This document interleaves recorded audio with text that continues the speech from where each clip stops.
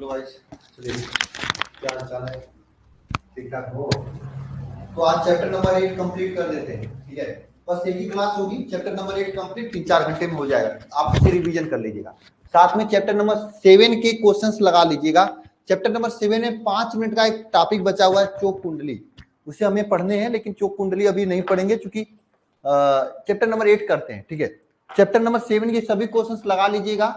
ठीक है, एक डाउट क्लास रखेंगे। जिस दिन डाउट क्लास रखेंगे उसी दिन क्लास से पहले, जिस दिन डाउट क्लास रखेंगे उसी दिन क्लास से पहले 5 मिनट का टॉपिक जो बचा है चोक कुंडली, उसको कंप्लीट करके तब डाउट क्लास रखेंगे। पूरे क्वेश्चंस को लगा लीजिएगा आप लोग। पूरा पीडीएफ दे दिया हूं, सभी क्वेश्चंस को आप लोग अच्छे से लगा लीजिएगा चैप्टर नंबर 8 के। ओके, लगा लोगे ना? हाँ, 6 बजे बंद रहेगा। चलो टेंशन मत लो, ये चैप्टर कंप्लीट होने के बाद हॉलीडे हो जाएगा। ये चैप्टर कंप्लीट होने के बाद, हाँ, ये चैप्टर कंप्लीट होने के बाद, ये चैप्टर छोटा है यार। अगर मैं चाहूं तो इसे 1 घंटे में कंप्लीट कर दूंगा। 1 घंटे में कंप्लीट हो जाए, लेकिन मैं 1 घंटे में नहीं करूंगा, 2-2.5 घंटे में करूंगा। बस याद हो जाए आप लोगों को, ये मेरी कोशिश होगी। बस आप लोग ध्यान आंख खोल के बैठना, कोई एक दूसरे को नंबर देगा भी नहीं, लेगा भी नहीं। ठीक है ना? अच्छे से पढ़ाई करना आप लोग। ठीक है, उसके बाद ये चैप्टर कंप्लीट है ना, ताकि चैप्टर क्लास में याद हो जाए। ये कोशिश किया करो आप लोग। देखो हम लोग क्या करते थे, जब हम लोग पढ़ा करते थे तो हम लोग कोशिश ये रहा करती थी कि चैप्टर पूरा क्लास में ही याद हो जाना चाहिए। घर पे कुछ नहीं छोड़ा जाता था, घर जाके मस्ती करते थे, मजे लेते थे। ठीक है, ये हम लोगों का ना, ये हम लोगों का सोच रहा करता था। ठीक है, तो आप लोग भी ये सोचिएगा कि जो पढ़ाया जा रहा है आज का आज याद हो जाए। घर जाके कल का रिवीजन कर लिया करो। ठीक है, ये नहीं कि आज यहाँ पढ़ लिए, यहाँ आके चैटबाजी किए, कमेंटबाजी किए और कुछ याद वाद नहीं हुआ, फिर घर जाके फिर उन्हीं चीज को दोहरा रहे हैं, तेरा रहे हैं। तो इससे मतलब नहीं निकलता है। समझ रहे बात आप लोग? हाँ, केमिस्ट्री क्लास नहीं होगी। केमिस्ट्री क्लास कल होगी संडे को, उसमें फिनाल को कंप्लीट करेंगे हम लोग।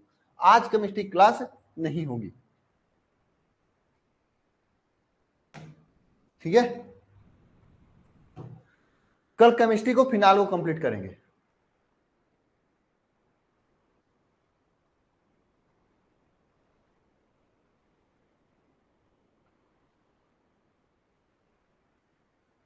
आज संडे है ना, इसलिए नहीं होगा, इसलिए मैंने 3 बजे से टाइम रखा।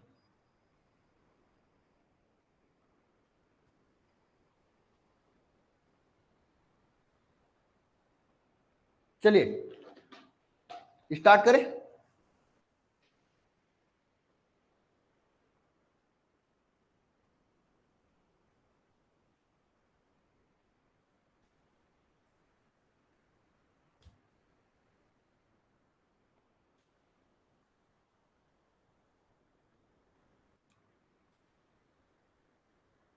तो देखिएगा चैप्टर नंबर 8,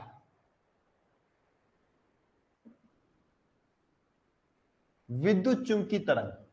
चैप्टर का नाम क्या है? विद्युत चुंबकीय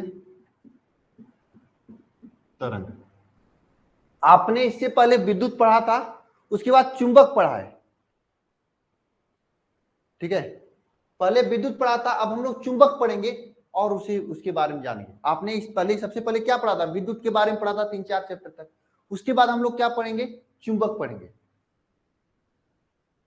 ठीक है, हम लोग उसके बाद क्या पढ़े? चुंबक पढ़े। अब हम लोग क्या पढ़ेंगे? विद्युत चुंबकीय तरंग, यानी ऐसा तरंगों के बारे में पढ़ेंगे जिसमें चुंबक और विद्युत दोनों हो।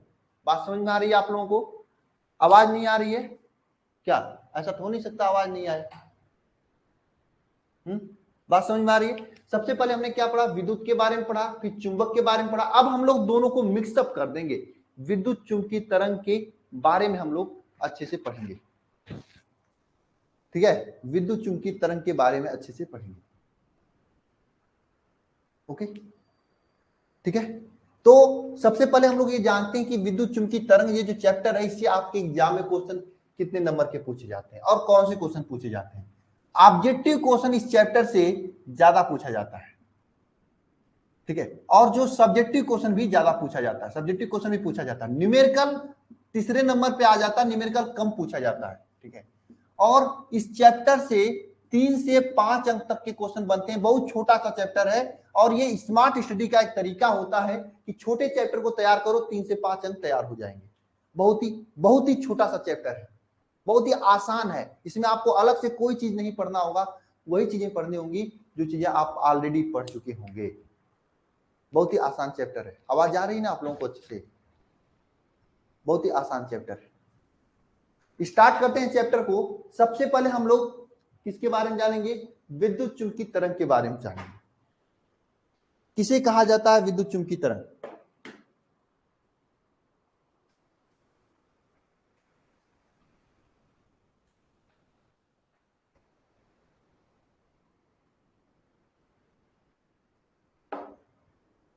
ठीक है, स्टार्ट करें।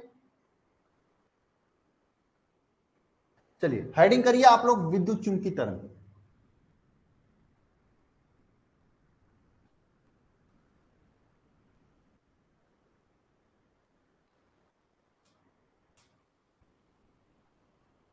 तो देखिए चैप्टर का नाम ही है, तो सबसे पहले हम लोग क्या पढ़ेंगे? विद्युत चुंबकीय तरंग के बारे में जानेंगे। चैप्टर का नाम ही विद्युत चुंबकीय तरंग है, तो उसी आधार पे हम लोग सबसे पहले क्या जानेंगे कि विद्युत चुंबकीय तरंग होता क्या है। तो हेडिंग करिएगा विद्युत चुंबकीय तरंग। देखिए हम इसके एक दो डिफिनेशन लिखा रहे हैं। अगर देखा जाए आपके एग्जाम्स के, तो एग्जाम में कभी भी विद्युत चुंबकीय तरंग का परिभाषा पूछा नहीं जाता है, कभी भी। ठीक है, हाँ इसके गुण पूछे जाते हैं।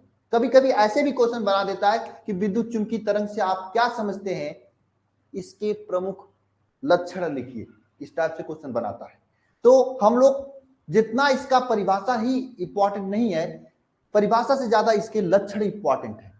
इंग्लिश में इसे इलेक्ट्रोमैग्नेटिक वेव कहा जाता है। इंग्लिश में क्या कहा जाता है? इसे इलेक्ट्रोमैग्नेटिक वेव कहा जाता है। ठीक है, हिंदी में इसे विद्युत चुंबकीय तरंग कहा जाता है। तो विद्युत चुंबकीय तरंग की परिभाषा क्या है, सबसे पहले हम लोग ये जानते हैं। ध्यान देना, वे तरंगे, लिखना सभी लोग, वे तरंगे, वे सभी तरंगे जहां पे वैद्युत, जिसमें वैद्युत तथा चुंबकीय, वैद्युत तथा चुंबकीय क्षेत्र के सदिश, क्षेत्र के जो सदिश होते हैं, सदिश का मतलब दिशा, परस्पर लंबवत होते हैं। वैद्युत तथा चुंबकीय क्षेत्र के सदिश क्या हो? परस्पर लंबवत होते हैं तथा समान कला में, तथा इनका जो कला होता है ये समान कला में हो, समान कला में हो, तथा इन तरंगों का संचरण क्या? इसके लंबवत होता है। इन परिभाषा समझ में नहीं आया आप लोगों को ना, मुझे पता है, लेकिन अभी समझ में आएगा। थोड़ा सा सब्र करना, सब्र करो थोड़ा, सब समझ में आएगा। तो परिभाषा मैंने क्या लिखा? वे तरंगे जिसमें, अभी मैं पूरा एक एक पॉइंट डिक्लेयर करूंगा, पहले परिभाषा समझो एक बार। वे तरंगे जिसमें वैद्युत तथा चुंबकीय क्षेत्र के सदिश जो है परस्पर लंबवत होते हैं तथा समान कला में होते हैं, और इन तरंगों का संचरण इनके लंबवत होता है, तथा इन तरंगों का, इसके लंबवत तरंगों का संचरण होता है, इसके लंबवत तरंगों का क्या होता है? संचरण होता है। इसके लंबवत तरंगों का क्या होता है? संचरण होता है। इसे क्या कहते हैं? इसे विद्युत चुंबकीय तरंग कहते हैं। एक फिगर में बनाऊंगा, फिगर से समझने की कोशिश करना, परिभाषा पूरा समझ में आएगा। स्टार्टिंग में कुछ नई नई चीजें होती हैं जो कि आपको नहीं समझ में आती है। ठीक है, देखो चूंकि ये 2D का मैटर है, 3D वाली चीजें को हम नहीं समझा सकते, फिर भी कोशिश कर रहे हैं। आप लोग चाहोगे तो समझ जाओगे। ठीक है, ये देखो, ये ऊपर वाला आपका y एक्सिस होता है, नीचे वाला आपका क्या? x एक्सिस होता है। ठीक है, इसके ऊपर एक तीसरा होता है जो कि क्या होता है, जेड एक्सिस। ठीक है, ये होता है ऐसा सिस्टम। ऊपर वाला क्या होता है, वाई एक्सिस होता है, नीचे वाला क्या है, जेड एक्सिस है। देखो इसमें क्या होता है, विद्युत तथा चुंबकीय क्षेत्र के जो सदिश होते हैं परस्पर लंबवत होते हैं। परस्पर लंबवत का मतलब क्या है, सदिश परस्पर लंबवत होते हैं, इसका मतलब क्या होता है, अगर ई वैद्युत क्षेत्र ई अगर एक्स अक्ष में होगा तो वाई अक्ष, तो चुंबकीय क्षेत्र जो होगा बी ये वाई अक्ष में होगा। लंबवत का मतलब यही ना, ये तीनों के बीच का 90 अंश का कोण है, इसमें इसमें और इसमें तीनों के बीच का 90 अंश का एंगल है। अगर यक्ष अक्ष में है, अगर ई यक्ष अक्ष में तो बी वाई अक्ष में होगा।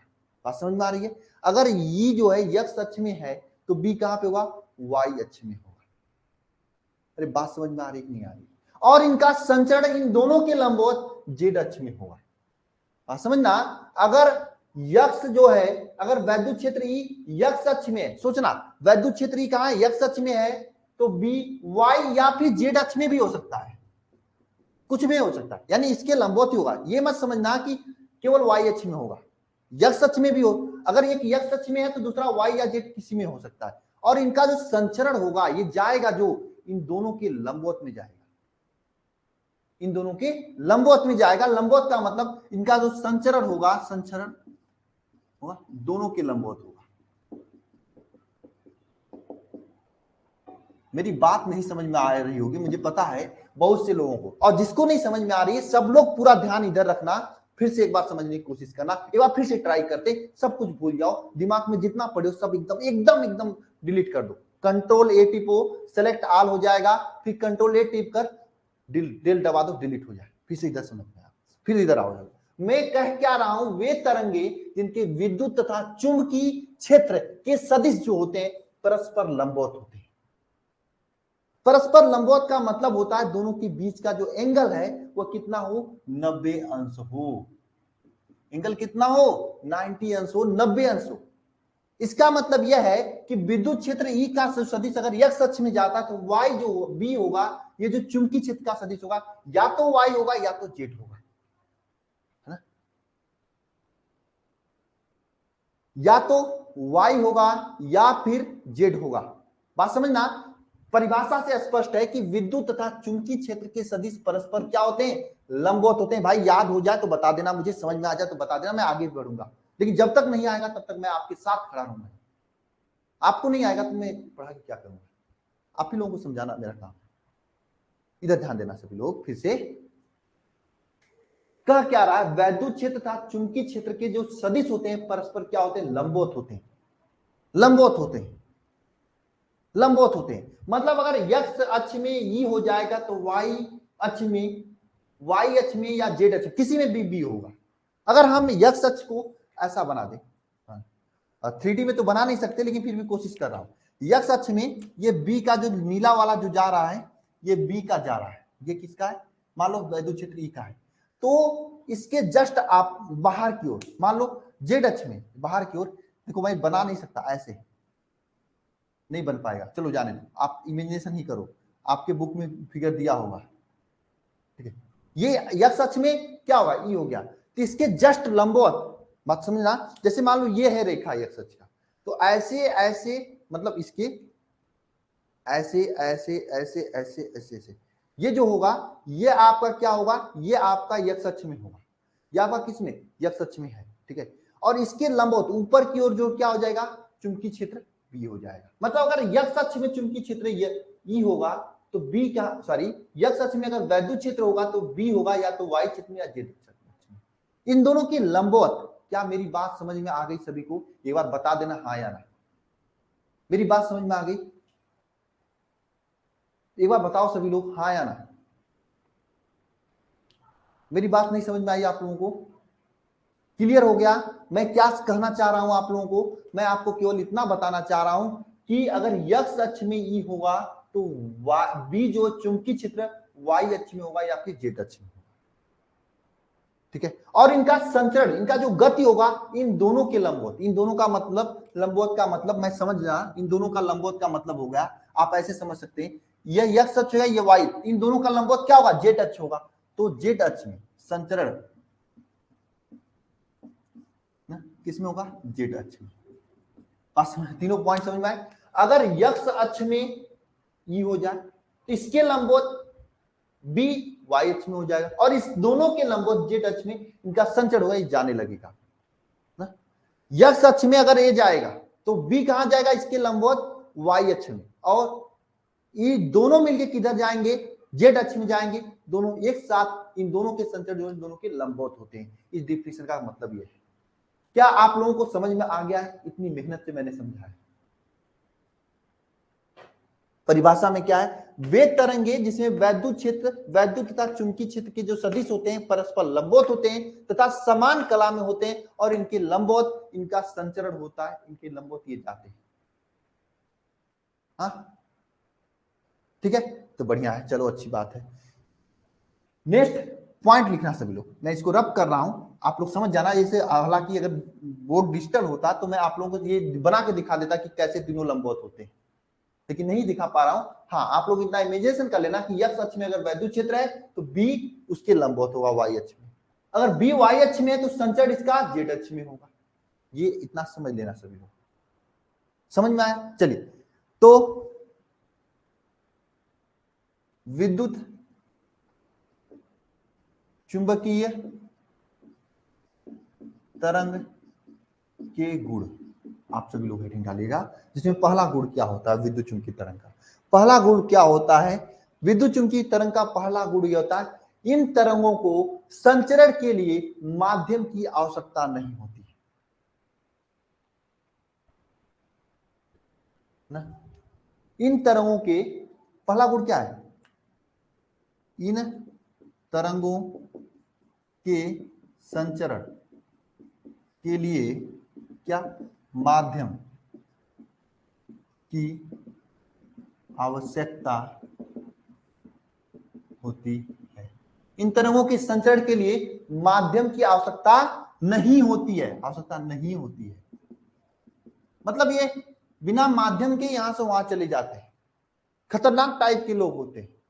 इनका इतना तेज ये काम करते हैं, जो पुराने समय में सब लोग कबूतर से चिट्ठी उट्ठी पहुंचाते थे, इस समय मोबाइल फोन आ गया। लेकिन इन लोगों का जो विद्युत चुंबकीय तरंग जो होता है, इनके लिए कुछ चीज की जरूरत नहीं होती है, ये बिना माध्यम का एक स्थान से दूसरे स्थान तक चली जाती है। बात मेरी समझ में आ रही है सभी को? बिना किसी माध्यम से एक स्थान से दूसरे स्थान तक आसानी से क्या हो जाती है, चली जाती हैं। यानी किसी माध्यम की आवश्यकता इनके लिए नहीं पड़ता है, ये बिना माध्यम का क्या करते हैं, गति करते हैं।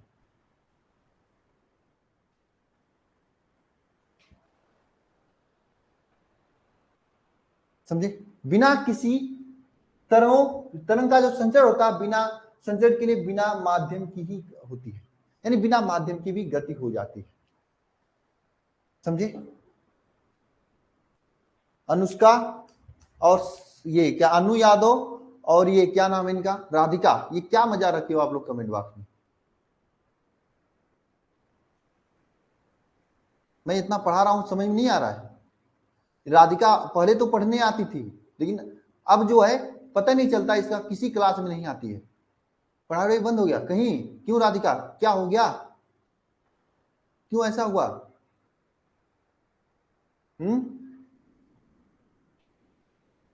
क्यों भाई राधिका, पहले तो पढ़ती थी अच्छा से ना।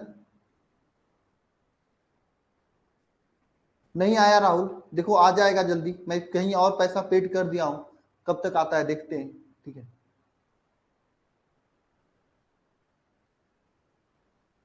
राधिका उसका नाम नहीं, उसका नाम अनुष्का है। उसका नाम मैं किसी ने चेंज कर दिया है, राधिका हो गया है। आज क्लास नाइट में नहीं होगा, इस चैप्टर को कंप्लीट करेंगे।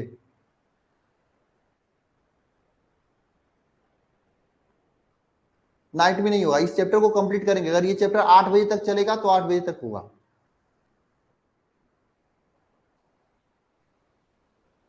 अनु यादव कॉल कर लेना, क्लास के बाद बात हो जाएगी।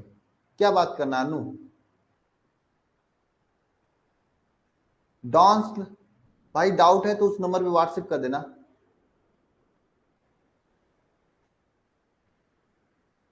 ठीक। ठीक है, आज इस चैप्टर को कंप्लीट कर लेते हैं। आप लोगों को बर्डन इस चैप्टर को कंप्लीट होते ही इस चैप्टर का पूरा मैं तैयार कर लिया हूं, डीपीपी तैयार कर लिया हूं, ऑब्जेक्टिव क्वेश्चन का प्रैक्टिस के लिए क्वेश्चन, इंपॉर्टेंट क्वेश्चन पूरा तैयार है, ठीक है, न्यूमेरिकल भी तैयार है, सब्जेक्टिव भी तैयार है, आप उसे लगा लेना। मतलब आज ये चैप्टर पूरी तरह से कंप्लीट करना है आप लोगों को। मैं तो इसे पढ़ा दूंगा 2-3 घंटे में, उसके बाद 2-3 घंटे आपको अपने से पढ़ के चैप्टर को खत्म कर देना है।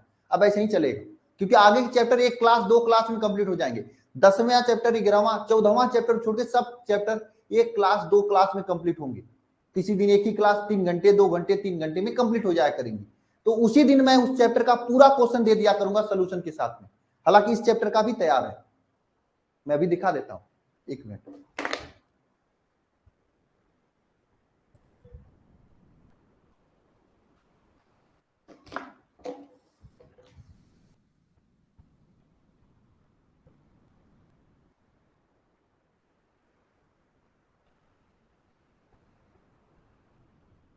एक मिनट, एक मिनट भाई, अनु इतना अच्छा से पढ़ा रहे थे, फालतू की बात क्यों करने लगी बताओ? दिमाग खराब हो जाता है ना, डिस्ट्रैक्शन होता है कमेंट देखकर, ये गलत बात है अनु। तुम और राधिका ये 2 लोग थे। बायोलॉजी क्लास 6 बजे चलेगा अगर कंप्लीट हो जाएगा तो। इतनी बायोलॉजी नहीं है, पढ़ोगे तो क्या हुआ, 2 ही चैप्टर तो बायोलॉजी में बचा हुआ है।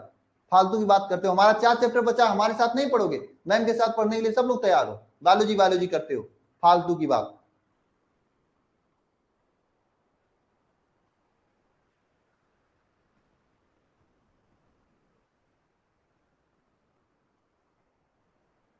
मैं क्वेश्चन दिखा देता हूं आप लोगों को।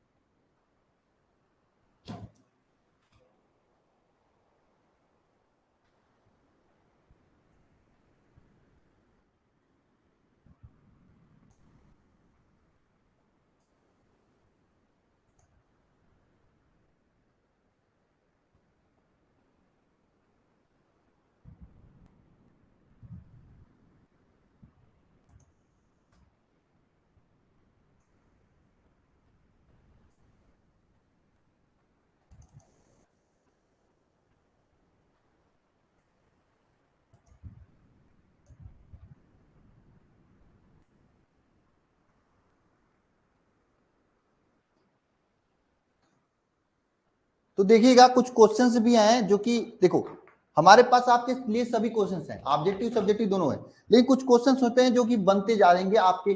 मतलब देखो, जैसे ये क्वेश्चन, क्वेश्चन नंबर 2 है, आप लोग लगा सकते हो, इसे पढ़ो सभी लोग। क्वेश्चन नंबर 2 क्या इसमें कहा है, क्वेश्चन नंबर 2 में क्या बोला है, देखो बताओ मुझे आप। क्वेश्चन नंबर 2 में क्या कहा है आप लोगों से? क्वेश्चन नंबर 2 में क्लास में, सॉरी, क्वेश्चन नंबर 2 में क्या कहा है कि वैद्युत चुंबकीय तरंग में विद्युत तथा चुंबकीय क्षेत्र किसमें होते हैं? समान कला में होते हैं, विपरीत कला में। यानी एक छोटा सा पॉइंट मैंने लिखा है, समान कला में होते हैं, तथा ये समान कला में और इनके लंबवत तरंगों का संचरण होता है। तो बताओ किसमें होते हैं? ये समान कला में होते हैं। किसमें होता है? समान कला में होता है। ऐसे क्वेश्चन बनता है आपके एग्जाम में। तो हमेशा दिमाग को एक्टिव रख के रखना, एक एक थियरी के एक एक पॉइंट से यहाँ पे ऑब्जेक्टिव क्वेश्चन बन जाता है। और सबसे महत्वपूर्ण चैप्टर है, छोटा सा चैप्टर है, एग्जाम में पक्का क्वेश्चन पूछा जाता है। रिस्क मत लेना आप सभी लोग, रिस्क नहीं लोगे ना आप लोग, नहीं मत लेना, बस कोशिश करना कि क्लास के साथ में चैप्टर तैयार हो जाए। इसी के अनुसार देखो यहाँ पे आपका ये सब चीजें अभी हम लोग पढ़ते रहेंगे और क्वेश्चन करते रहेंगे, ठीक है, टेंशन मत लेना ना। ठीक है, ध्यान देना। आगे चल के मैं आपको एक रामबाण तरीका भी बताऊंगा इसके और टाइप के क्वेश्चंस करने का, ठीक है। चलिए अगला देखो, इन तरंगों के संचरण के लिए माध्यम की आवश्यकता नहीं होती है, ठीक है। दूसरा पॉइंट लिखते हैं, दूसरा पॉइंट लिखते हैं। दूसरा पॉइंट क्या है इसमें? यह तरंगे क्या होती हैं? अपवर्तित तथा परावर्तित होती है। आप लिख सकते हैं विद्युत चुंबकीय तरंगे। देखो विद्युत चुंबकीय तरंग ना, इसको हम इलेक्ट्रोमैग्नेटिक वेव, ईएमडब्ल्यू लिख दो। बीएमडब्ल्यू नहीं लिख रहा हूं मैं, इसे ईएमडब्ल्यू लिख रहा हूं। बीएमडब्ल्यू नहीं लिख रहा हूं, इसे हम लोग क्या लिख रहे हैं, ईएमडब्ल्यू लिख रहा हूं, इलेक्ट्रोमैग्नेटिक वेव। कम मेहनत लगेगी यार, आसानी से काम हो जाएगा, जान बचेगी, स्याही बचेगा, हाथ नहीं घिसेगा, क्षमता रहेगा ना। क्यों भाई, ईएमडब्ल्यू लिख दूंगा, कोई दिक्कत किसी को तो नहीं होगा ना। ईएमडब्ल्यू का मतलब क्या, विद्युत चुंबकीय तरंग। अरे बताओ हाँ या ना, कुछ करो, नहीं तो अगवा पूछोगे सर ईएमडब्ल्यू ईएमडब्ल्यू क्या लिख डाले हो। अरे हाँ या ना कुछ बताओगे, ईएमडब्ल्यू का मतलब क्या, विद्युत चुंबकीय तरंग। दिक्कत तो नहीं होगा किसी को, नहीं बताते हो यार तुम लोग। हम ईएमडब्ल्यू लिखेंगे इसे, विद्युत चुंबकीय तरंग, क्या ईएमडब्ल्यू। तो ईएमडब्ल्यू जो विद्युत चुंबकीय तरंग होती हैं, इनका क्या होता है, परावर्तन हो सकता है, परावर्तन तथा अपवर्तन हो सकता है। इनका परावर्तन तथा अपवर्तन दोनों होता है, इनका परावर्तन भी होता है, अपवर्तन भी होता है ईएमडब्ल्यू का। तीसरा पॉइंट लिखना, ईएमडब्ल्यू जो होता है यह क्या, अनुप्रस्थ, अनुप्रस्थ तरंग होता है। देखो यहां से क्वेश्चन बनता है अनुप्रस्थ वाले से ना। चौथा पॉइंट लिखना सभी लोग, ये गुण लिखना, गुण से क्वेश्चन बनेगा। ईएमडब्ल्यू का मतलब बीएमडब्ल्यू नहीं, ईएमडब्ल्यू का मतलब विद्युत चुंबकीय तरंग। भाई बीएमडब्ल्यू कहां लिखने में स्याही लग जाती है बीएमडब्ल्यू को ज्यादा, ठीक है ना। वो देखो चौथा पॉइंट क्या लिखना, ईएमडब्ल्यू, ईएमडब्ल्यू जो होता है ये क्या होती है, यह ईएमडब्ल्यू जो होता है ये कैसा तरंग होता है, ये बताओ। यह अनुप्रस्थ तरंगे होती हैं, और यह क्या होती है, यह ईएमडब्ल्यू क्या, उदासीन, उदासीन होते हैं। ईएमडब्ल्यू क्या होता है, उदासीन होता है। ईएमडब्ल्यू क्या होता है, उदासीन होता है। इतना पॉइंट सभी को समझ में आया। ईएमडब्ल्यू क्या होता है, उदासीन होता है। क्यों, समझ में आया कि नहीं आया है? कुछ क्वेश्चन कर लेते हैं जो कि इन पॉइंट से बनता है। ये देखो, वैद्युत चुंबकीय तरंग की प्रकृति कैसी होती है, अनुप्रस्थ या अनुदैर्ध्य। एक बार जवाब दे दो कमेंट बॉक्स में, कमेंट करके सभी लोग, विद्युत चुंबकीय तरंग की प्रकृति कैसी होती है, अनुप्रस्थ या अनुदैर्ध्य। बताओ विद्युत चुंबकीय तरंग की प्रकृति कैसी होती है, एक बार बता दो सभी लोग, अनुप्रस्थ या अनुदैर्ध्य। अरे बताओ ना, बोलो ना, ए बी सी डी मत लिखा करो, अनुप्रस्थ लिखा करो ताकि याद रहे। वैसे चैटिंग करने के लिए खूब चैटिंग कर देते हो, मुझे पता है। अनुप्रस्थ लिखा करो यार, इसे क्या होता है, दिमाग में सेट हो जाएगा लिखने से। जब भी वो लिखने की तरीका अपना करो, एबीसीडी एबीसीडी, शॉर्टकट अपनाते हो तुम लोग यार, इसलिए कुछ नहीं मिलता है, कुछ नहीं मिलेगा जिंदगी में, शॉर्टकट अपनाओगे कोई नहीं मिलेगा, फिर ऐसे ही रह जाओगे, घूमते रह जाओगे तुम लोग, समझे। नेक्स्ट क्वेश्चन, ये अभी आगे हम लोग पढ़ेंगे, ये ध्यान देना। ये पहला क्वेश्चन देखिए यहाँ पे, विद्युत चुंबकीय तरंग होती है, क्या होती है, त्वरित आवेश होती है, आवेशहीन द्वारा होता है, ये क्या होता है बताओ। हाँ?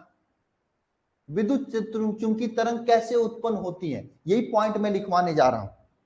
विद्युत चुंबकीय तरंगे कैसे उत्पन्न होती है, चौथा नहीं पांचवा पॉइंट लिखिएगा सभी लोग। बताओ कैसे उत्पन्न होती है, यह त्वरित आवेश के द्वारा उत्पन्न होती है। कैसे उत्पन्न होती है विद्युत चुंबकीय तरंग, बताओ भाई, यह विद्युत चुंबकीय तरंग कैसे उत्पन्न होती हैं, बताओ।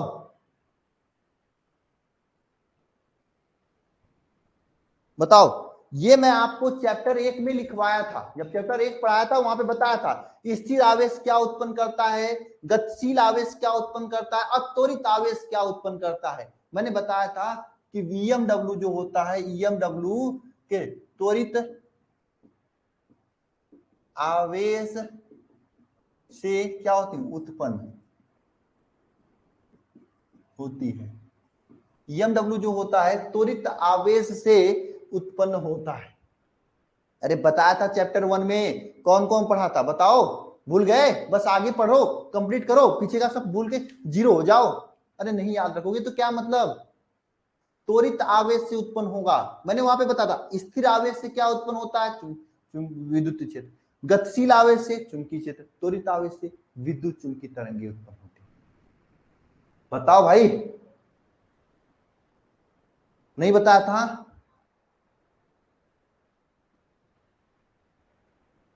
हाँ, भूल जाते हो फटाफट।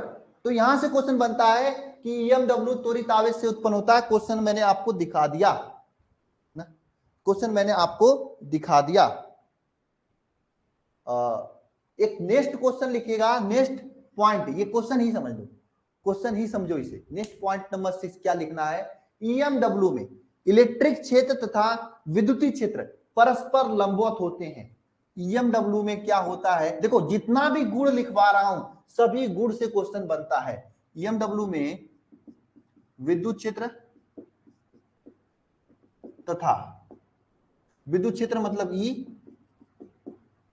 तथा चुंबकीय क्षेत्र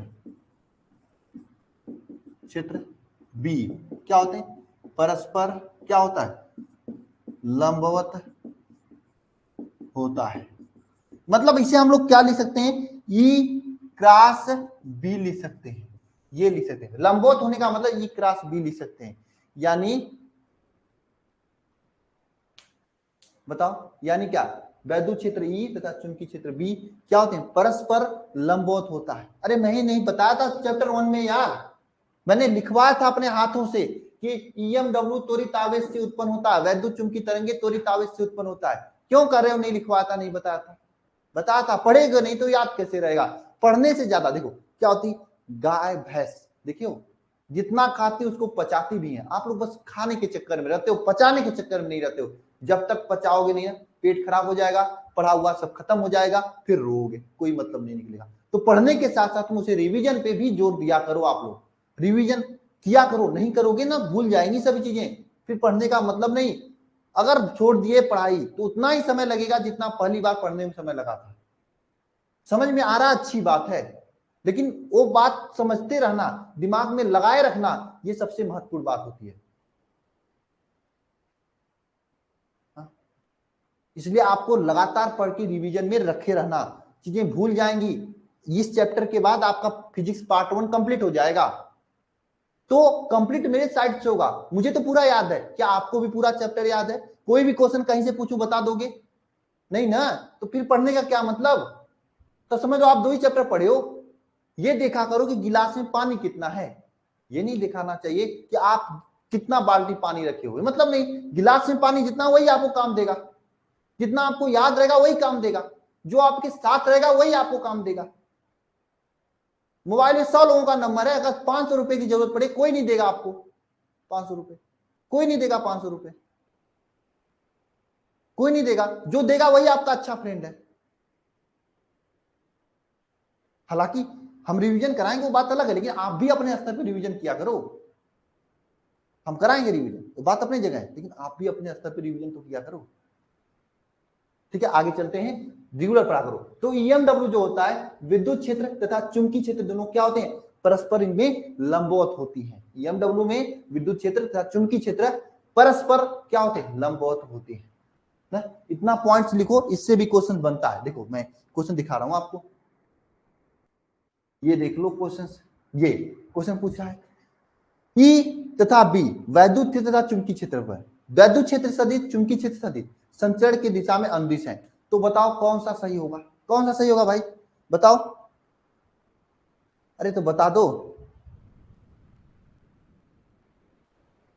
बता दो भाई, कौन सा सही होगा? परस्पर क्या होंगे, लंबवत होंगे ना। परस्पर लंबवत को ई क्रॉस बी लिखा जाएगा। हुँ? अरे हाँ या ना, कुछ आगे चलोगे, आगे चले हम लोग।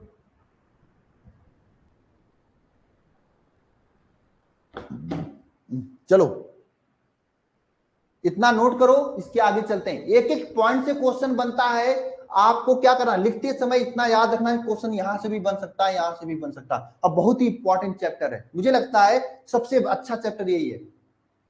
पास होने जिसके हो उसको ये चैप्टर कभी नहीं छोड़ के जाना चाहिए एग्जाम में, ये चैप्टर जरूर पढ़ के जाना चाहिए, पास होना है तो एग्जाम में, क्योंकि 4-5 नंबर क्वेश्चन तो बन ही जाता है।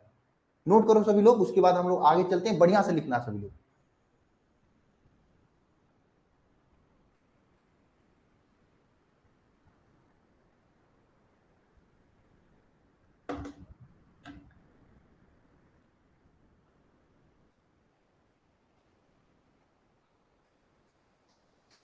110 रुपया अभी।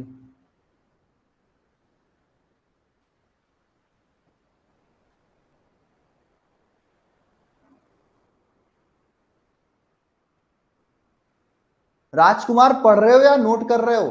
नोट तो क्लास के बाद क्या करो, पढ़ाने के बाद क्या करो राजकुमार, ऐसे तो सब चीजें भूल जाओगे आप। राजकुमार ऐसे थोड़ी ना होता है, ऐसे थोड़ी ना पढ़ाई की जाती है। जब पढ़ाया जाता है तो देखा जाता है, समझा जाता है। दिमाग है, दो जगह लगाओगे ना कहीं का नहीं होगे। जो है इसमें पढ़ाई के साथ में जो थर्ड काम करते हैं, सेकंड दो दो काम करते हैं ना, वो कहीं के नहीं होते हैं राजकुमार। तो एक बार में एक काम अच्छा से किया करो, चार काम करोगे नहीं तो इधर का होगे ना उधर का होगे। विनायक जी मैं साथ हूं, टेंशन नहीं है, लेकिन फिर भी आपको रिवीजन करना चाहिए। जब आप तक आप नहीं करोगे हम साथ में रखे क्या करेंगे, बताओ विनायक।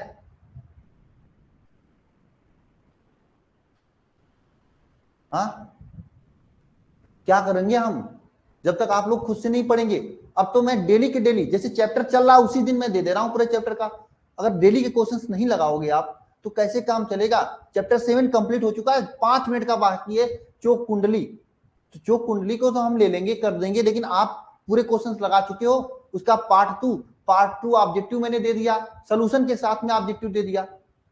सोल्यूशन के साथ में चैप्टर 7 का ऑब्जेक्टिव गया है कि नहीं गया है। पार्ट 2 पार्ट 1 देखो मैं दो पार्ट में देता हूं। पार्ट 1 में ट्रू क्वेश्चंस होते हैं, थोड़ा सा कंसेप्चुअल क्वेश्चन होते हैं। पार्ट 2 में जो क्वेश्चंस होते हैं वो थ्योरेटिकल क्वेश्चंस होते हैं। दो पार्ट में मैं ऑब्जेक्टिव देता हूं सभी चैप्टर का।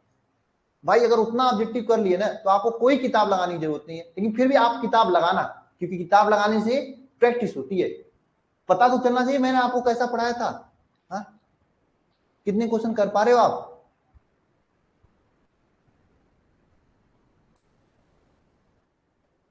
देखो आ गई ना ईएमडब्ल्यू क्या है, पूछे ना यहाँ पे भाई ईएमडब्ल्यू देख लो। आ गए ना, कोई ने पूछा नहीं ईएमडब्ल्यू क्या है। भाई साहब इसीलिए मैं उसमें बताया ये निशु कुमारी को निशु निशु को बताओ कि ईएमडब्ल्यू क्या है। मैंने ईएमडब्ल्यू कितना बार चिल्ला चिल्ला के बताया था। अब बताओ गुस्सा नहीं आएगा। निशु को स्किन से बाहर निकालकर ठंडे पानी से 2 बार मुंह धोकर गर्म कढ़ाई में फ्राई करके नहीं दूंगा तो क्या करूंगा बताओ। गुस्सा तो बढ़ रहा है। निशु को बताओ भाई।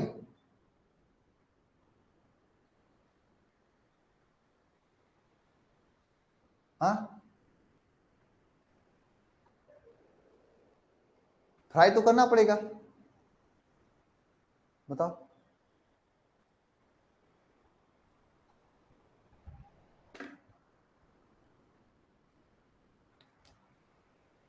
मैंने उस समय कितनी बार बताया था आप लोगों को। चलो आगे चलते हैं।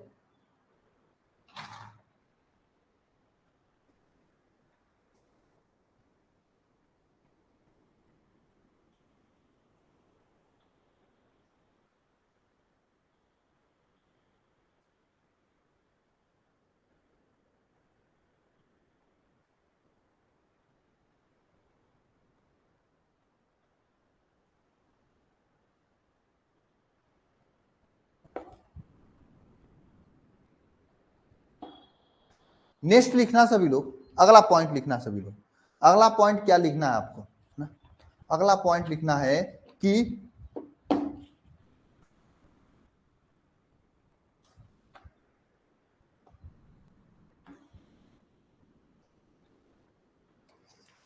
विद्युत चुंबकीय तरंगे जो होती है, 7वां पॉइंट, विद्युत चुंबकीय तरंगों का निर्वात में वेग कितना होता है। 3 × 10⁸ मीटर प्रति सेकेंड, यानी कि प्रकाश की चाल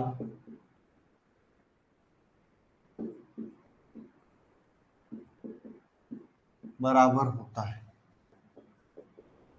प्रकाश की चाल के बराबर होता है। 3 × 10⁸ मीटर प्रति सेकेंड, यानी प्रकाश की चाल के बराबर होता है। ठीक है। और विद्युत चुंबकीय तरंग के लिए एक समीकरण होता है 1/√ω0ε0। हालांकि ये इस चैप्टर में आपको पढ़ाना चाहिए था, लेकिन मैंने इसे पहले ही पढ़ा दिया आप लोगों को। ठीक है। बताओ इसका वैल्यू क्या होता है। 1 अपान, बताओ इसका वैल्यू क्या होता है, इसका मान कितना होता है? हम्म हम्म कितना होता है? कोई बताएगा? इसको तो मैंने पहले पढ़ा दिया है।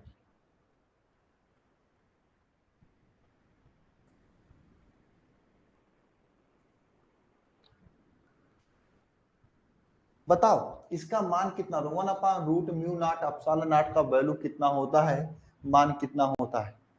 3 × 10⁵ ना, 3 × 10⁵ इज इक्वल टू सी बराबर 3 × 10⁸ मीटर प्रति सेकेंड होता है। ये होता है ना?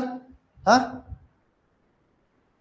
अरे 1/μ0 का वैल्यू क्या होता है? ये होता है, क्या होता है? ये नहीं होता है, हाँ या ना बताओ?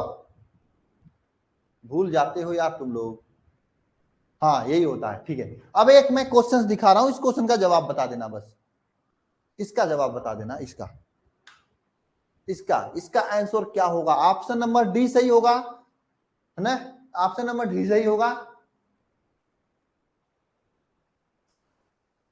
कौन सा सही होगा? ऑप्शन नंबर डी सही होगा कि बी सही होगा? अरे कौन सा सही होगा भाई? अरे एबीसीडी में से बताओ, बी या डी? डी। जितने लोग डी कर रहे हैं भाई बाहर निकलो, बाहर निकलो, तुम लोगों का खातिरदारी करता हूं अच्छे से। ए बी वालों को, ए वालों को भी खातिरदारी करूंगा। दिमाग उमाग नहीं है? अरे भाई तुम लोग पढ़ाई करते हो या मजाक करते हो? एबीसीडी कर रहे हो तुम लोग, सबके सब कद्दू हो एकदम। ध्यान दो इधर, ध्यान दे दो। क्या पूछा है? μ0 का मान पूछा है, ये पूछा है। हमने लिखाया कि 1/√μ0 का वैल्यू होता है 3 × 10⁸ मीटर प्रति सेकेंड। तो इसका वैल्यू पूछा, तो हम लोग क्या करेंगे, इसको ऊपर ले जाएंगे, तो √μ0 का वैल्यू क्या जाएगा? 1/3 × 10⁸ मीटर प्रति सेकेंड। तो μ0 का वैल्यू क्या हो जाएगा? 1/3 × 10⁸ का स्क्वायर, ये होगा भाई। अब बताओ एबीसीडी में से कौन सा सही होगा? यार तुम लोग पढ़ाई कर रहे हो, सबके सब अच्छे अच्छे बंदे जो है इस समय घबरा गए। हाँ, इसका तो स्क्वायर होगा ना। अभी ये कर रहे हैं सब लोग। अरे कौन ये कर रहा है? μ0 है, अंडर रूट में नहीं है, बी होगा ना। अभी सी कहने वाले भी आ गए। कैसे काम चलेगा? कहां पे दिमाग रखते हो? ओहो, समझ में आ गया अरविंद, कौन ध्यान नहीं देता है, जिसका ध्यान कहीं और होता है। अब समझ में आ गया? सब लोग सेट हो, कोई खाली नहीं है इस समय, सबका ध्यान कहीं ना कहीं सेट है। सब खत्म हो, खत्म हो तुम लोग, एकदम खत्म हो भाई, एकदम खत्म हो। कोई अपेक्षा नहीं किया जा सकता आप तुम लोगों से। चैप्टर अंतिम है, लास्ट चैप्टर है, इसलिए मैं क्या यार ये नहीं बता पाए। सही बताऊं, 6-7 महीने के बच्चे को भी समझा के दे दिया जाएगा, वो कर देगा। ठीक ही तो मारना था। अब बताओ मुझे क्या करना चाहिए? सबका फ्राई करवाना चाहिए, हमको लग रहा है सबको फ्राई कराना पड़ेगा। ये अजय जो है, अजय का नाम असली पूजा है, ये गलत बताई। अदिति बताई ही नहीं। ये क्या नाम है? सागर, सागर का तो पता ही नहीं चला, सागर भी गलत बताया। और अच्छे अच्छे बच्चे नहीं बताए क्वेश्चन, जब भी क्वेश्चन का आंसर एकदम सीधा था।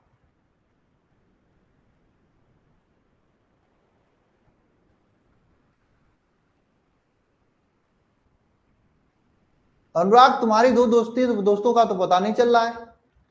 ये 3 लोग हो गए, अनुराग जो है एक साथ क्लास नहीं देखते हैं, इनके 2 दोस्त हैं। एक क्या नाम क्या था? कल मैंने इनको फोन किया था, क्या नाम था एक का? अनुराग का नाम श्रेया है, और इनके एक दोस्त का नाम शायद सुमन यादव है, और एक रूही करके, नहीं रूही नहीं, रीमा, तीन तीन लोग बैठती हैं, तीन तीन लोगों का खाली दिमाग यहाँ पे यूज करके नहीं बन पाता है। चलो आगे चलते हैं भाई, भगवान है भरोसे हो तुम लोग, भगवान मालिक है तुम लोगों का और कोई नहीं मालिक है। तीन तीन लोग साथ में बैठ के क्लास देखते हैं,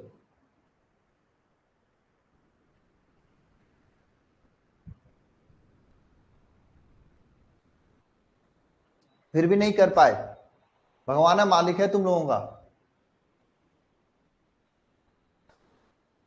तो इस क्वेश्चन का जवाब क्या होगा? ऑप्शन नंबर बी सही होगा भाई साहब। थोड़ा ध्यान दिया करो आप लोग, ध्यान देकर आंसर दिया करो, इतना मत घूम जाया करो सभी लोग, ठीक है। चलो आगे चलते हैं, आगे नेक्स्ट पॉइंट लिखिएगा।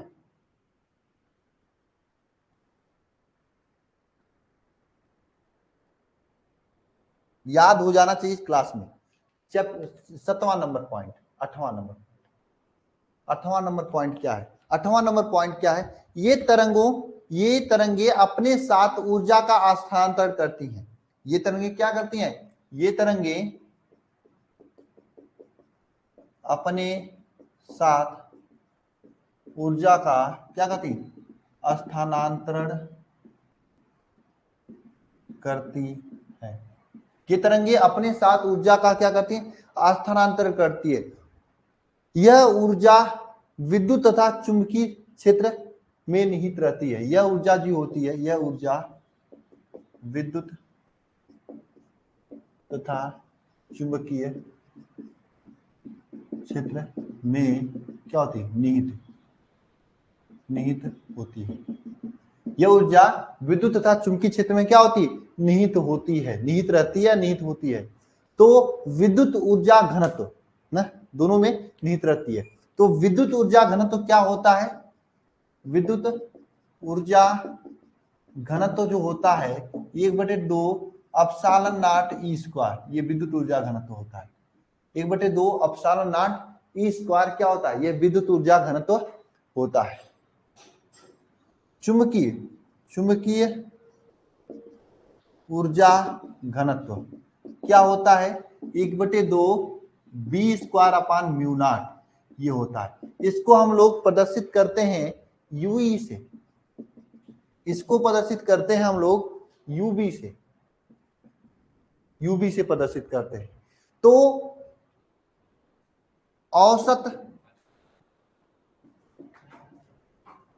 ऊर्जा घनत्व, औसत ऊर्जा घनत्व U average is equal to क्या हो जाएगा? U E plus U B, ये हो जाएगा ना, यानी दोनों को एक साथ लेके चलेंगे।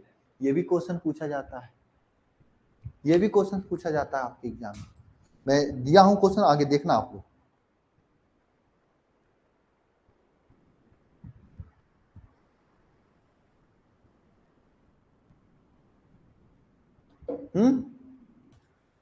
ना, ये पूछा जाता है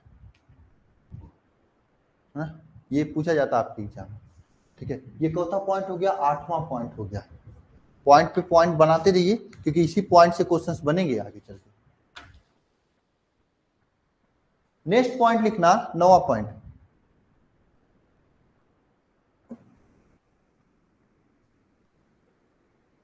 इसी पॉइंट, ये पॉइंट खत्म होते ही चैप्टर आधा खत्म हो जाएगा। फिर उसके बाद एक आप लोगों को ट्रिक बता दूंगा, ट्रिक जानते ही चैप्टर पूरा खत्म हो जाएगा ना। क्वेश्चंस दिखा दूंगा, परेशान मत होना। चैप्टर में question number 9, question number point number 9 क्या है? विद्युत चुंबकीय तरंग में, मैं विद्युत चुंबकीय तरंग नहीं लिखूंगा, ईएमडब्ल्यू में विद्युत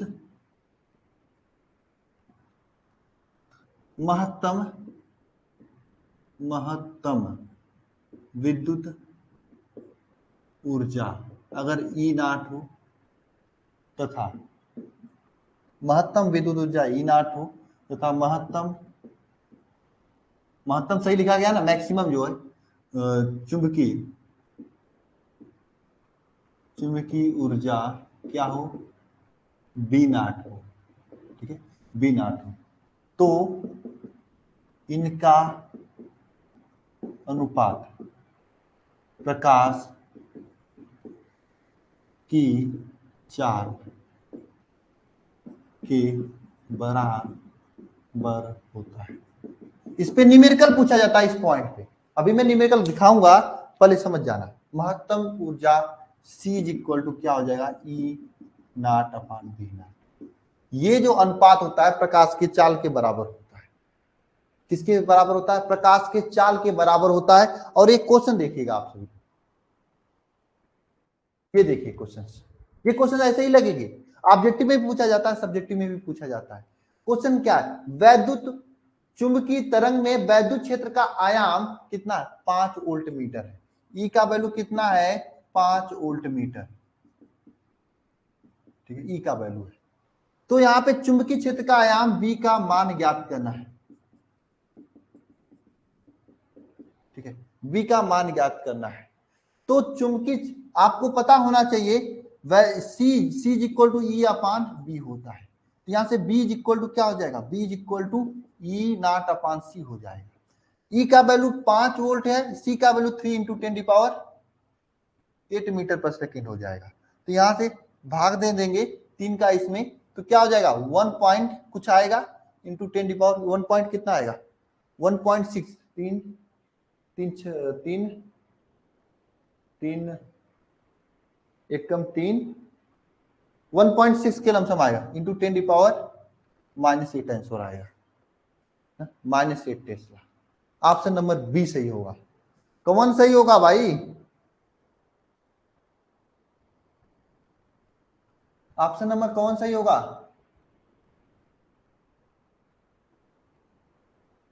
अरे पचवा कौन सही होगा भाई, बी सही होगा ना।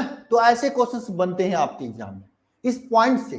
तो इस पे अभी आगे हम लोग और न्यूमेरिकल करेंगे। इस पे बहुत सारे न्यूमेरिकल्स हैं मेरे पास, बहुत सारे न्यूमेरिकल्स हैं, बहुत ज्यादा। ये जो पॉइंट है ना बोर्ड में, इससे बहुत ज्यादा न्यूमेरिकल बनता है। आगे हम लोग करेंगे, अभी हम लोग और प्रॉपर्टीज हैं उसे लिख लेते हैं। ठीक है, उसके बाद न्यूमेरिकल करेंगे, फिर उसके बाद आगे जाएंगे ना। ठीक है, अब इतना नोट करो, उसके बाद आगे चलते हैं हम लोग।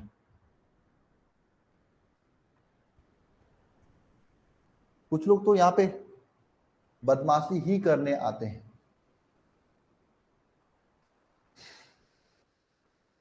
और बताओ सोनू केसरी,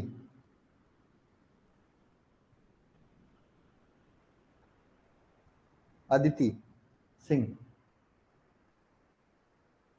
मनीष कुमार, अभी कितना पॉइंट है, अरे पॉइंट डालते जाओ ना, पॉइंट से क्वेश्चंस बन जाते हैं। 9 पॉइंट रीड करें, हिंदी नहीं आता है तुम्हें, क्यूट गर्ल तुम्हें हिंदी नहीं आता है, तेलंगाना में रहती क्या हो, हिंदी भूल गई।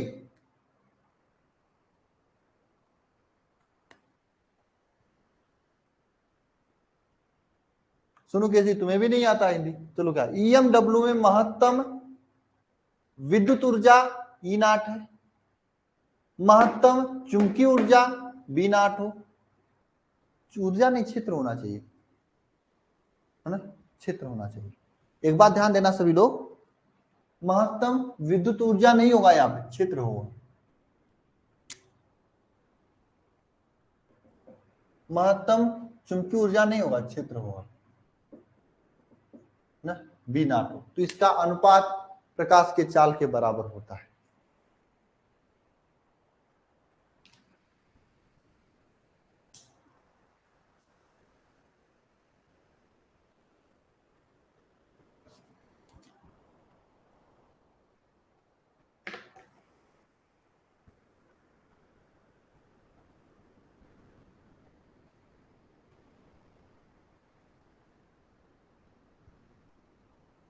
क्या भाई, कैसा मोबाइल बन गया, ये क्यों इतना रबड़ सबड़ लगा के रखा हुआ,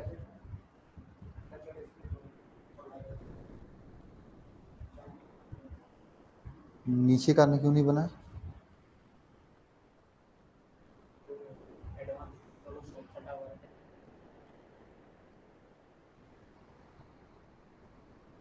3 महीने का वारंटी है। हाँ,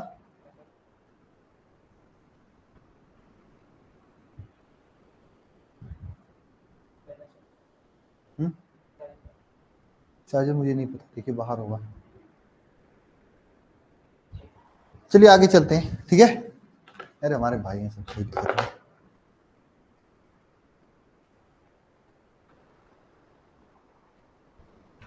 क्या हो गया?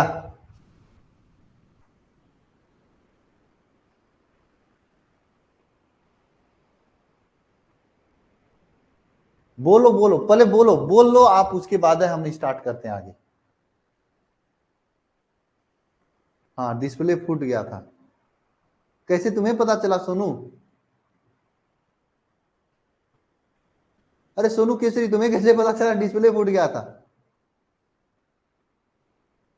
क्या दिक्कत है नितेश सिंह, बताओगे तब, कमेंट करो तब आगे चलूं मैं। नहीं कल नहीं, अभी केमिस्ट्री कॉपी चेक करना है। अब मैं टेस्ट आप लोगों का ऑब्जेक्टिव लूंगा, उसके लिए अलग से पोर्टल बनवा रहा हूं। उसमें आपको कॉपी चेक करना नहीं होगा, ऑब्जेक्टिव साइड में तो हूं। यूई का मतलब, यूई का मतलब वैद्युत ऊर्जा घनत्व को यूई से निरूपित किया जाता है। अरे क्यों नहीं, मैंने क्या पूछा, क्यों भाई बन गया? ऐसे बोला भाई, मैंने उनको बोला आप लोग भी मेरे भाई हो।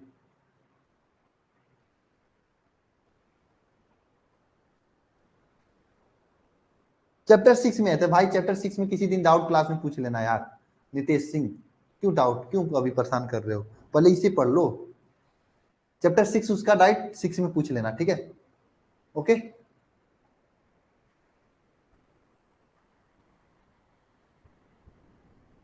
आज टेस्ट नहीं हुआ था, किसका टेस्ट होगा? होगा टेस्ट, टेंशन मत लेना, टेस्ट होगा। थोड़ा सा बस CMS वाला पोर्टल वाला जो है, टेस्ट पोर्टल का।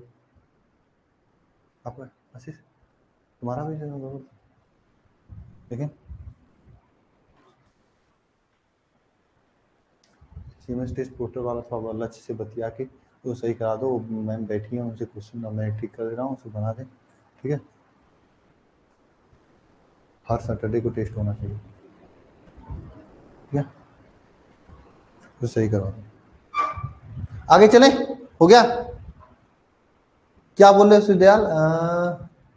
सर यूट्यूब के,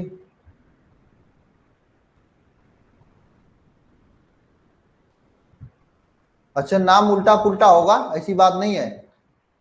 जिसका नाम दिखाई देता उसी को देता हूं नाम। चलो ठीक है आगे चलते हैं। चलिए भाई, तो यहां तक हो गया, 9 पॉइंट हो गया। 10वां पॉइंट लिखना सभी लोग। 10वां पॉइंट, 10वां पॉइंट, 10वां पॉइंट, 10वां पॉइंट लिखना। 10 पॉइंट हो गया, धीरे धीरे 10 पॉइंट याद होने चाहिए सभी को, ठीक है। 10वां पॉइंट लिखना सभी लोग, है ना। 10वां पॉइंट लिखना, 10वां पॉइंट, 10वां पॉइंट, 10वां पॉइंट लिखना सभी। यदि समतल में, ये पॉइंट आप लोग वैसे जानते हो, यदि समतल में, यदि समतल में, यदि समतल में, यदि समतल में, यदि समतल में चुंबकीय, यदि समतल में चुंबकीय तरंग, चुंबकीय तरंग यक्ष अक्ष में, चुंबकीय तरंग कहां पे? यक्ष अक्ष में तथा यक्ष अक्ष के अनुदिश,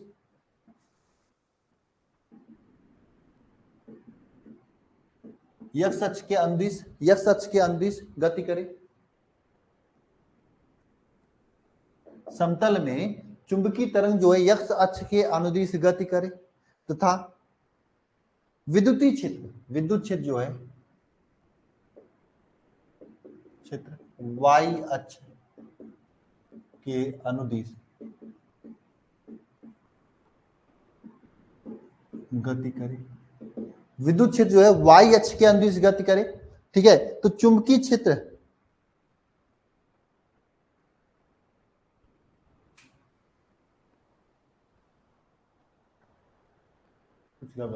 यदि चुंबकीय तरंग जो है यक्ष अक्ष के अनुदिश गति कर रहा है, विद्युत क्षेत्र वाई अक्ष के अनुदिश गति कर रहा है, तो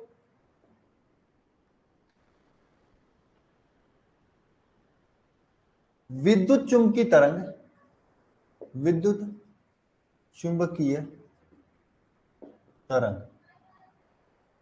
तरंग बताओ किस देश के, यानी दोनों मिलाकर किस अक्ष के अनुदिश गति करेंगे, इन दोनों के लंबवत, y और x के लंबवत क्या, z अक्ष के अनुदिश गति करता है। विद्युत चुंबकीय तरंग जो है z अक्ष के अनुदिश क्या करता है, गति करता है। तब विद्युत क्षेत्र क्या होता है बताओ। तब विद्युत क्षेत्र E is equal to E Y I cap, E Y I cap is equal to क्या होता है, E not sine omega T, इस पे भी क्वेश्चन बनता है भाई, माइनस के एक्स जे, ठीक है ना, आई चुंबकीय नहीं ये जे ना, वाई एच ना, विद्युत क्षेत्र वाई एच के अनुदिश गति कर रहा है, तो वाई होगा ना, जे होगा, ठीक है, ये जे होगा, यहाँ पे आई नहीं जे होगा, ठीक है। ई वाई जे, वाई एच के अनुदिश कर रहा है, तो जानते हो आप लोग यक्स अक्ष इस तरह से ना, इस यक्स अक्ष ये यक्स अक्ष होता है, ये वाई अक्ष होता है, ये जेड अक्ष होता है। यक्स अक्ष के लिए आई लिखा जाता है, वाई अक्ष के लिए जे लिखा जाता है, जेड अक्ष के लिए के लिखा जाता है। तो चुंबकीय क्षेत्र जो है वाई एच के अनुदिश कर रहा है, तो E Y J is equal to E not sine omega T K X J, ऐसा लिखेंगे हम, ठीक है। इसी तरह से विद्युत क्षेत्र बी का समीकरण क्या हो जाएगा, बी किस दिशा में, एक्स अक्ष में है, बी क्या यहाँ पे एक्स लिखेंगे, ये आई कैप के दिशा में जाएगा, is equal to B not sine omega T minus K X I, ये हो जाएगा omega T minus K X I cap, ये होगा, ठीक है, ये होगा। एक चीज ध्यान देना सभी लोग, ये जो आपका बी वैद्युत क्षेत्र ई होगा, ये आपका आई के दिशा में जीरो होगा, ये आई के दिशा में जीरो होगा, यानी आपका ये समझ सकते हैं ई एक्स जीरो होगा, ई जेड जीरो होगा ना, होगा कि नहीं होगा भाई, वाई के अक्ष में इसका वैल्यू ये होगा, लेकिन एक्स और जेड के अक्ष में इसका मान शून्य होगा, जीरो होगा, कितना होगा, शून्य होगा, जीरो होगा।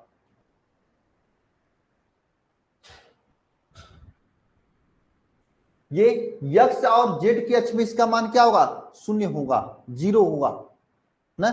इसी तरह से चुंबकीय क्षेत्र बी का वैल्यू आई के अक्ष में तो ये होगा, लेकिन इसके अलावा जेड के अक्ष में बी जेड और बी एक्स, ये दोनों बी वाई, इन दोनों क्षेत्र में इसका वैल्यू क्या हो जाएगा, शून्य रहेगा, जीरो रहेगा। बात समझ में आ रही है आप लोगों को, ये कि अगर यक्स के अक्ष में वाई के अक्ष में यह है, तो जेड और यक्स के अक्ष में जीरो होगा, अगर ये यक्स के अक्ष में तो जेड और वाई के अक्ष में जीरो होगा, है ना। ये भाई बात समझ में आ रही है कि नहीं आ रही है, तुम लोगों को फालतू की बात कर रहे हो, गलत बात है ना, होगा कि नहीं होगा, क्योंकि यक्स वाई अक्ष में तो ये है और यक्स और जेड अक्ष में नहीं है, ऐसे जेड अक्ष में वाई और एक्स में नहीं है। तो एक बात ध्यान रखना, यहाँ पे जो ओमेगा होता है, ओमेगा का मान देखो भाई, आगे में क्वेश्चन आएगा तो मैं डायरेक्ट लगाऊंगा, क्या होता है, 2 पाई म्यू नॉट होता है, 2 पाई म्यू या 2 पाई म्यू, ये होता है ओमेगा का वैल्यू। और के इज इक्वल टू होता है, के इज इक्वल टू क्या होता है, 2 पाई अपान लैम्डा होता है, के इज इक्वल टू क्या होता है, 2 पाई अपान लैम्डा होता है। ये दो समीकरण हैं, इसी समीकरण के अनुदिश गति करता है, और ये समीकरण जो होता है इसी समीकरण के अनुसार क्वेश्चंस बनते हैं। इन दोनों समीकरण को याद करना होगा, ठीक है। अगर y अक्ष के अनुदिश है तो समीकरण क्या, E not sine omega T minus की एक्स जे होगा, x अक्ष के अनुदिश होगा तो B X I B not sine omega T I होगा। हाँ चलो इसे नोट करो। तो एक आध पॉइंट और हैं जिसे मैं लिखाऊंगा, 2 पॉइंट्स, उसके बाद आगे हम लोग क्लास को कंटिन्यू करेंगे, क्वेश्चंस करेंगे, नोट करो फटाफट। फिर इस पे भी क्वेश्चन पूछा जाता है, इस पे क्वेश्चन पूछा जाता है, आगे हम लोग पढ़ेंगे, टेंशन मत लेना, क्वेश्चंस लगाएंगे।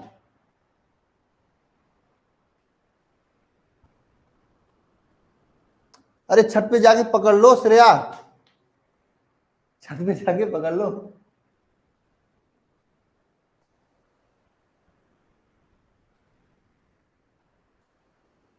W क्या है, W is equal to, W क्या है, एक तरह से कोणीय वेग होता है जिसका वैल्यू 2 पाई एफ लिख सकते हो, 2 पाई म्यू नॉट लिख सकते हो, ये डब्ल्यू कोणीय वेग है, के क्या है, के आपका एक तरह से वेग नियतांक होता है, के जो 2 पाई अपन लैम्डा लिख सकते हो, ठीक है।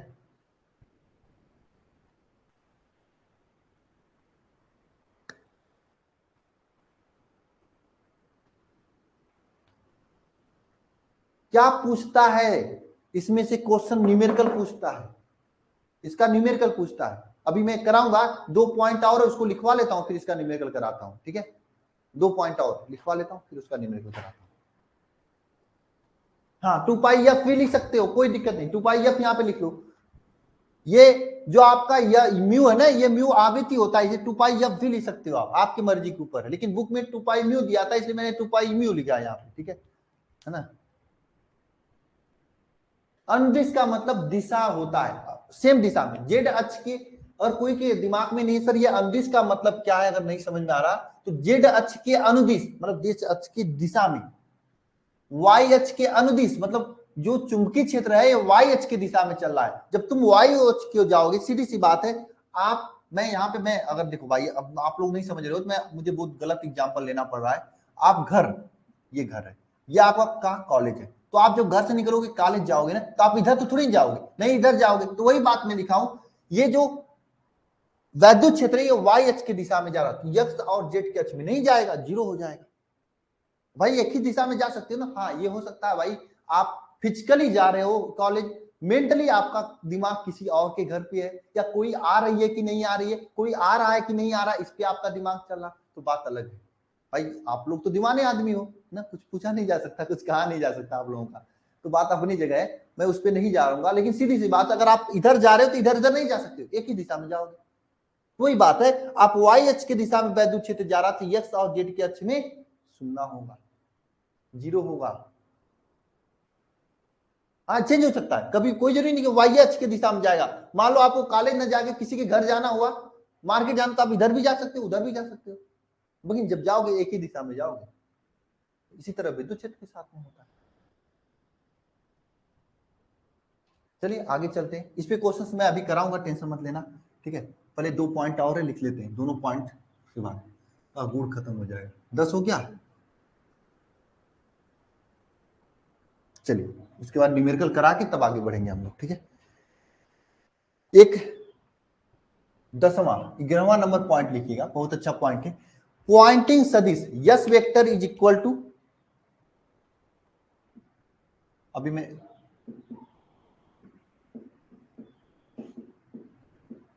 S vector is equal to, S vector is equal to 1 upon mu naught E cross B, 1 upon mu naught E cross B होता है का औसत मान, का जो होता है औसत मान, इसका क्या औसत मान जो होता है का औसत मान तरंग संचरण के परिणाम तथा दिशा को दर्शाता है, का औसत मान तरंग संचरण के परिणाम तथा दिशा को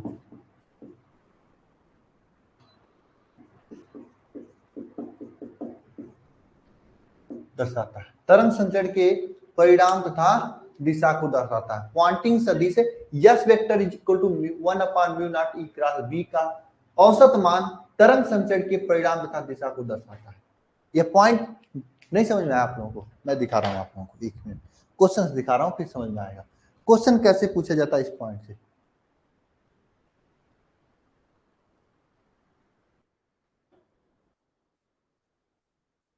ये देखिएगा क्वेश्चन आप लोग, ये क्वेश्चन है, बताओ पॉइंटिंग सदिश का मान होता है, पॉइंटिंग सदिश का मान क्या होता है बताओ ना, पॉइंटिंग सदिश का मान क्या होता है, ये क्वेश्चन आपसे पूछ रहा है।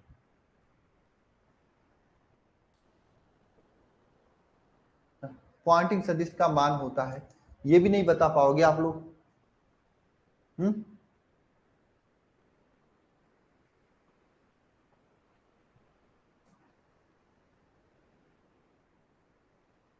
पॉइंटिंग सदिश का मान क्या होता है? हाँ, ये वाला ऑप्शन से। तो ऐसे ही क्वेश्चन ऑब्जेक्टिव में पूछता है, ज्यादा डीपली नहीं जाता है। लास्ट पॉइंट जो कि आपको मैं लिखवा देता हूं, हालांकि आप लोगों को ये पॉइंट लिखवाना नहीं चाहिए, आप लोगों का दिमाग होगा तो आप अपने आप कर लोगे क्वेश्चन पूछने पर, ठीक है, फिर मैं लिखवा देता हूं। विद्युत चुंबकीय तरंग में यानी ईएमडब्ल्यू में, ईएमडब्ल्यू में विद्युत चुंबकीय तरंग में यानी ईएमडब्ल्यू में विद्युत क्षेत्र एवं चुंबकीय क्षेत्र समान कला में होते हैं। में विद्युत क्षेत्र तथा जो चुंबकीय क्षेत्र होता है, क्षेत्र किसमें? समान कला में होते हैं। कहां पे होते हैं? समान कला में होते हैं। और इनके मध्य का जो कलांतर होता है वह पाई बाई 2 होते हैं। समान कला में होते हैं और यह क्या होते हैं? एक दूसरे के क्या होते हैं? लंबवत होते हैं, एक दूसरे के लंबवत होते हैं। और इनके मध्य का जो कालांतर होता है वह पाई बाई 2 होता है। इनके मध्य का जो कालांतर होता है वो कितना होता है? पाई बाई 2 होता है। इनके मध्य का जो कालांतर होता है वो पाई बाई 2 होता है, 90 अंश होता है। इनके मध्य का जो कालांतर होता है कितना होता है? 5/2 यानी 90 अंश होता है।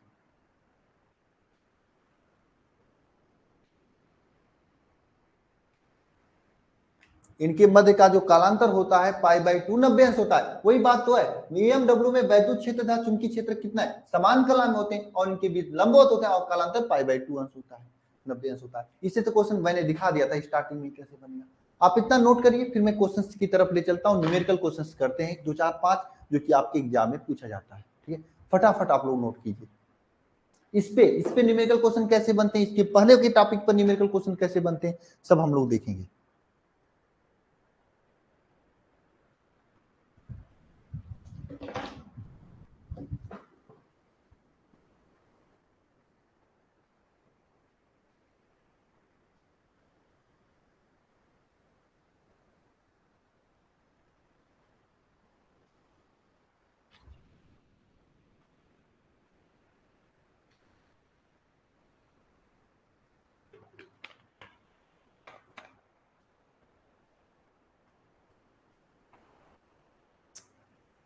ममता कुमारी आज फीस पढ़ लो।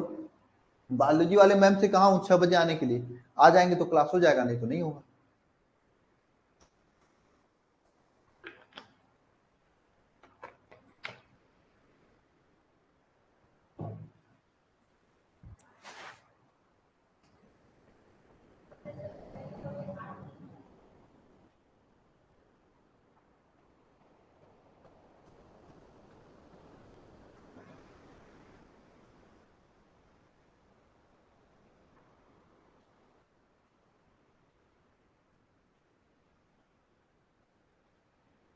हो गया?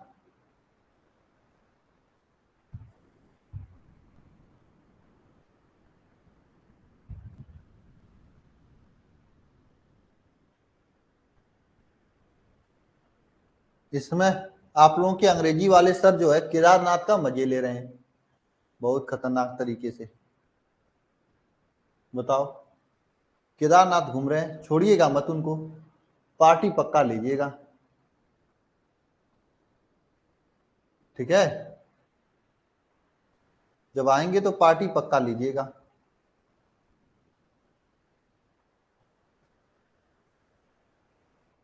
खूब बम बम भोले के चक्कर में।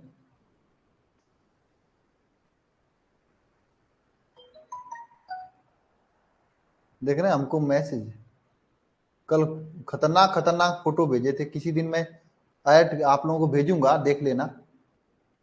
खतरनाक खतरनाक फोटो भेजे थे, मैं देखूंगा, भेजूंगा आप लोगों को, देख लेना किसी दिन।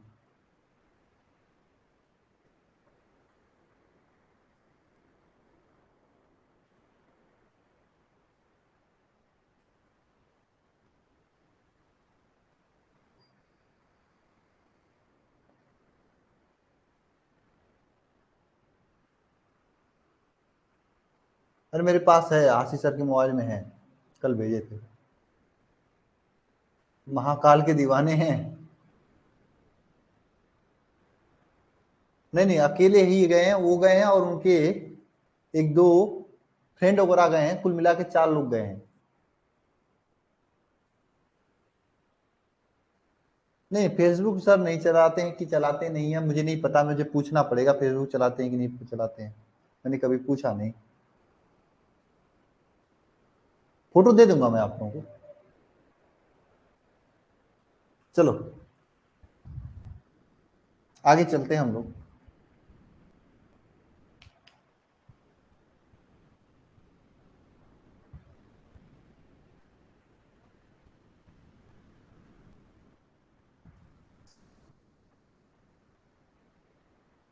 अच्छा, डॉक्टर का एड्रेस, अरे यार चलो, ये ऐश्वर्धन, मैं हो सकता है रक्षाबंधन पे वाराणसी आऊंगा, ठीक है ना, मुझे जाना है, तभी मैं मांग के दे दूंगा, या फिर कहो तो मैं आज ही व्हाट्सएप करा के मंगा लूँ। इधर आने वाले हैं क्या?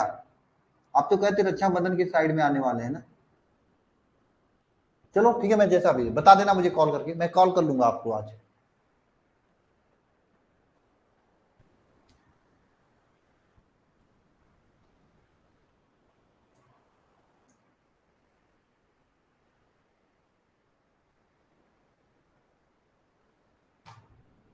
चलिए आगे चलते हैं, कुछ क्वेश्चंस हैं, क्वेश्चंस करते हैं पहले क्वेश्चंस, एक मिनट, न्यूमेरिकल क्वेश्चंस करते हैं हम।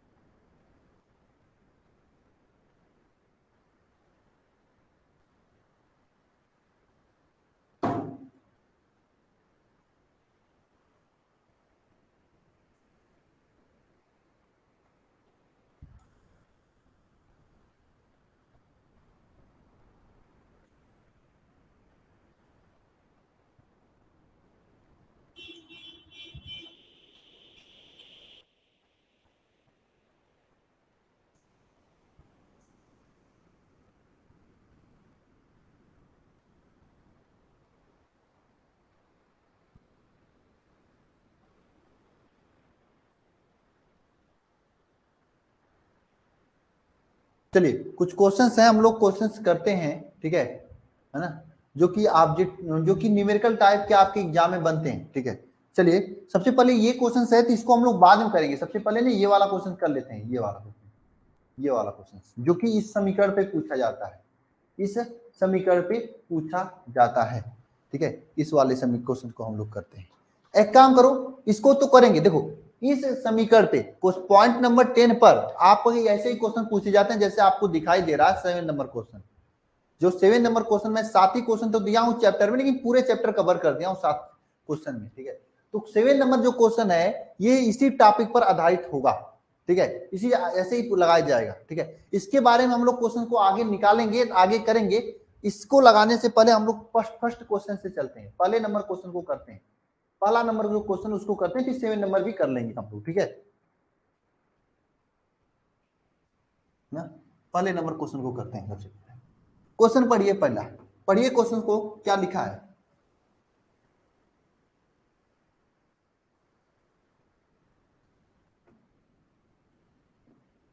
पहले क्वेश्चन को पढ़िए। क्वेश्चन में क्या है, 3000 एंगस्ट्रॉन वाली विद्युत चुंबकीय तरंग की आवृत्ति क्या होगा। तो एक बात ध्यान रखना, विद्युत चुंबकीय तरंग, किसी भी विद्युत चुंबकीय तरंग v बराबर क्या होता है, c बराबर एन लैम्डा, c बराबर एन लैम्डा, ये याद रखना। c क्या है, यहाँ पे प्रकाश का वेग है, का वेग, ठीक है। यन क्या है, आपका आवृत्ति है, और लैम्डा क्या है, तरंग दैर्घ्य, ठीक है।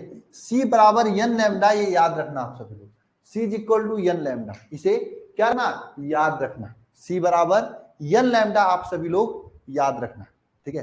तो ध्यान देना यहाँ पे, इसमें क्या पूछा है, 3000 एंगस्ट्रॉन वाली चुंबकीय तरंग की आवृत्ति क्या होगी। यानी ये 3000 एंगस्ट्रॉन, ये जो दिया है ये लैम्डा का वैल्यू दिया है, वो भी एंगस्ट्रॉन में दिया है। कभी भी लैम्डा का वैल्यू एंगस्ट्रॉन में दिया होता है, जिसको मीटर में चेंज करने के लिए 3000 में हम लोग 10⁻⁻10 का गुणा करते हैं, इतना मीटर हो जाएगा।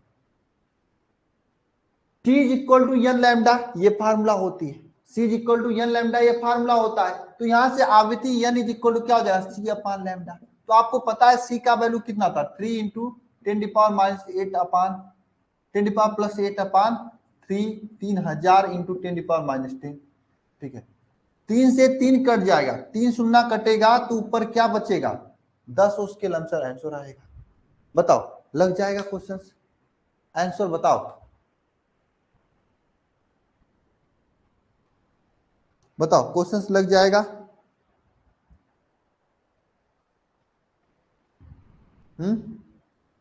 सॉरी 10 नहीं आएगा, ये 3, एक मिनट में इसको पूरा सॉल्व कर रहा हूं। ये 3 से 3 कट जाएगा, ऊपर 10⁻8 रहेगा, नीचे क्या है 10⁻3 इंटू 10⁻−10 ये रहेगा। इसको सॉल्व करोगे 10⁻8 अपान 10⁻3 10⁻−7 होगा, ये ऊपर जाएगा 10⁻15, ये आपका आंसर आएगा 10⁻−15, ये आंसर आएगा। हाँ हाँ, तो आपका क्वेश्चन कुछ नहीं है, C बराबर एन लैम्डा, ये फार्मूला आपको याद करना पड़ेगा, लिखना होगा। इसी फार्मूला पे लैम्डा का वैल्यू 3000 एंगस्ट्रॉन दिया हुआ है, 3000 एंगस्ट्रॉन, लैम्डा का वैल्यू 3000 इंटू 10⁻10 मीटर हो जाएगा। तो एन का वैल्यू यहां से निकलेगा C अपान लैम्डा। C का वैल्यू क्या है, C का वैल्यू 3 इंटू 10⁻8 है, लैम्डा का वैल्यू 3000 इंटू 10⁻10 है, तो यहाँ से 8 ऊपर हो जाएगा 10⁻3, 3 से 3 कट जाएगा, 10⁻3 ऐसे कट के आंसर आ जाएगा। -15 होगा, नहीं 10⁻15 होगा, ठीक है, माइनस नहीं 15 होगा, ठीक है। अच्छा, ध्यान दे रहे हो आप लोग, इसका मतलब मैंने सोचा बस कमेंट बाजी कर रहे हो कि ध्यान दे रहे हो, नहीं कुछ लोग ध्यान दे रहे हैं, बाकी सब तो कमेंट बाजी कर रहे हैं। तो ऐसे क्वेश्चंस पूछे जाते हैं और ऐसे क्वेश्चंस आपको लगाने पड़ेंगे, सोल्यूशन भी दिया हुआ है ना, इसे आप लोग देख लीजिएगा। ये क्वेश्चन, हालांकि मैंने ये क्वेश्चन इस टाइप का क्वेश्चन करा दिया है, क्या कोई आंसर इस क्वेश्चन का बता सकता है? अरे प्लस मैंने कर दिया, क्या कोई इस क्वेश्चन का आंसर बता सकता है? हाँ, इस क्वेश्चन का आंसर बता सकता है? क्वेश्चन नंबर 2, चलिए क्वेश्चन नंबर 2 लगाते हैं हम लोग।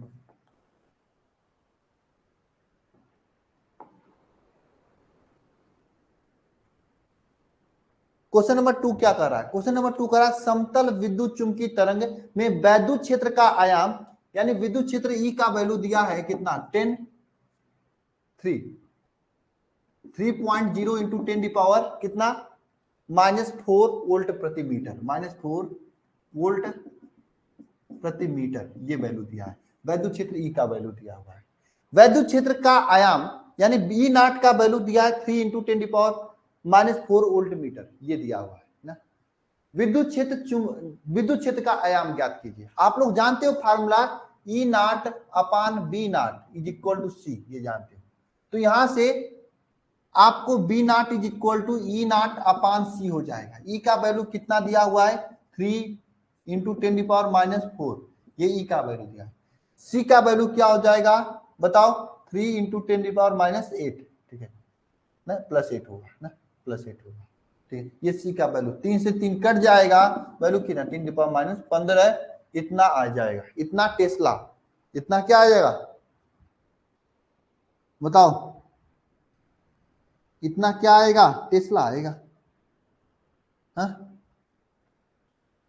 कितना आ जाएगा, इतना टेस्ला, 8 4 12 हुआ ना, 12, 8 4 12 टेस्ला, कितना टेस्ला है, 8 4 12।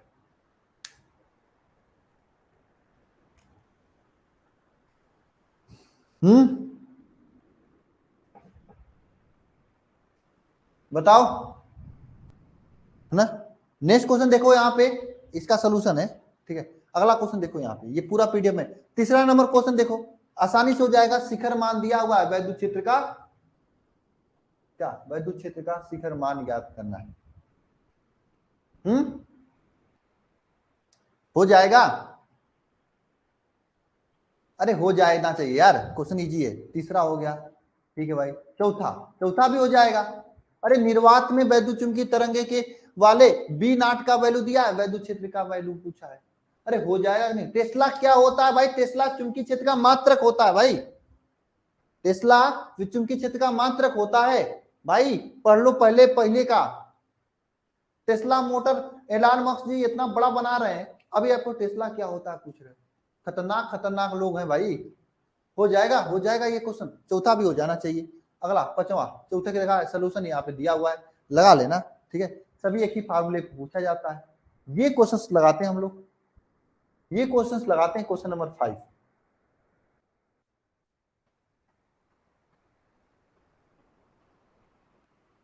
क्वेश्चन नंबर 5 अच्छा क्वेश्चन है। ये अलग टाइप का क्वेश्चन है, इसको करते हैं।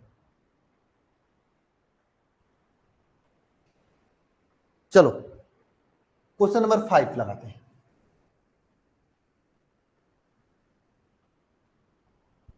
क्वेश्चन में क्या करा है? चुंबकीय क्षेत्र बी का एक समीकरण दिया हुआ है। बी इज इक्वल टू क्या है?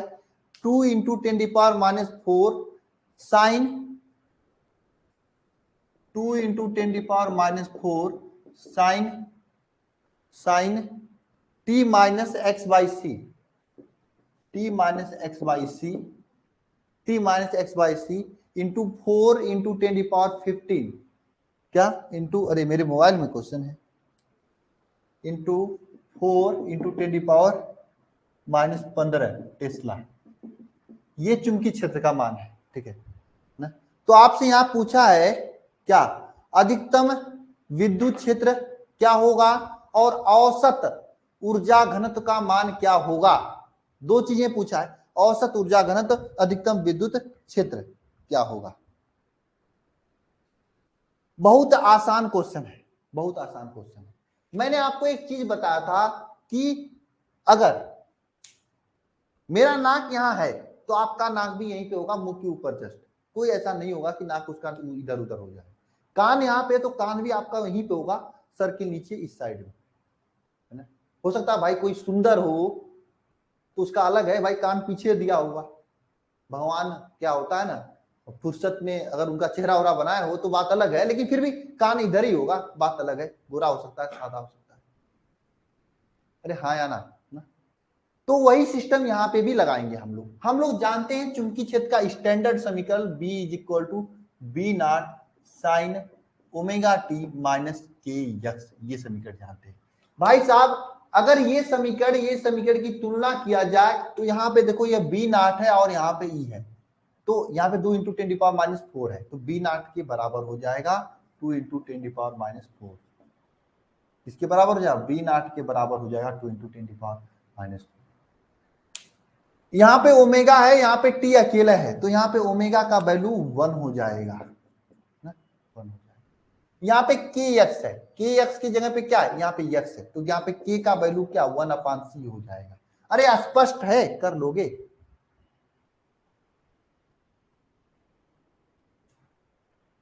हाँ स्पष्ट है, कर लोगे। अरे हाँ या ना, कर लोगे। अब यहां से क्या पूछा? अधिकतम वैद्युत क्षेत्र, वैद्युत क्षेत्र की तीव्रता अधिकतम कितना होगा, ये आपसे पूछा है। अधिकतम वैद्युत क्षेत्र क्या होगा, ध्यान देना। अधिकतम वैद्युत क्षेत्र E इज इक्वल टू क्या होगा, ध्यान देना। आप लोगों को पता है कि B not E not upon B not is equal to C, तो यहाँ E not is equal to C B not. अरे आसान है, लगा लोगे। सी का वैल्यू, बी नाट का वैल्यू ये दिया हुआ है आपके पास, तो ई नाट का वैल्यू निकल जाएगा। आसान क्वेश्चन, ऐसे ही क्वेश्चन पूछे जाते हैं क्या। 3 इंटू 10⁻⁸ इंटू 2 इंटू 10⁻⁴। यहां से ई नाट का वैल्यू क्या, 3 दूनी 6 इंटू 10⁻⁴, ये आपका आ जाएगा ई नाट का वैल्यू। वैद्युत क्षेत्र का इतना वैल्यू हो जाएगा, वोल्ट मीटर, वोल्ट मीटर। क्यों भाई नहीं कर पाओगे?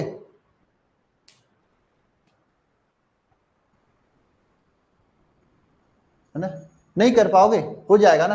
अब दूसरा चीज पूछा यहाँ पे ऊर्जा घनत्व, संगत ऊर्जा घनत्व, ध्यान देना, संगत ऊर्जा घनत्व यू इज इक्वल टू क्या होता है संगत ऊर्जा घनत्व। यहां पे देखो ये वैद्युत क्षेत्र है ना, तो वैद्युत ऊर्जा घनत्व क्या लिखवाया था मैंने, 1/2 epsilon naught E square, E R M S का स्क्वायर होता है, ई आर एम एस का स्क्वायर होता है, किसका, ई आर एम एस का स्क्वायर होता है। अब जो भैया पिछले चैप्टर को नहीं पढ़े उनको यहाँ पे प्रॉब्लम होगा, उनको यहाँ पे प्रॉब्लम होगा, ई आर एम एस निकालने नहीं आएगा। ये तो जो वैल्यू है ई नॉट का वैल्यू है, हमें चाहिए ई आर एम एस लिखने के लिए, तो ई आर एम एस बराबर क्या लिखवाया था मैंने, ई नॉट बाई √2 ना, ये लिखवाया था ना, यानी हम लोग क्या यहाँ पे ई आर एम एस का वैल्यू होगा 6 × 10⁴/√2 ये वैल्यू होगा। तो यू ई का वैल्यू क्या हो जाएगा 1/2, एप्सिलॉन नॉट का वैल्यू क्या होता है आप लोग रख लेना यहाँ पे 6 ×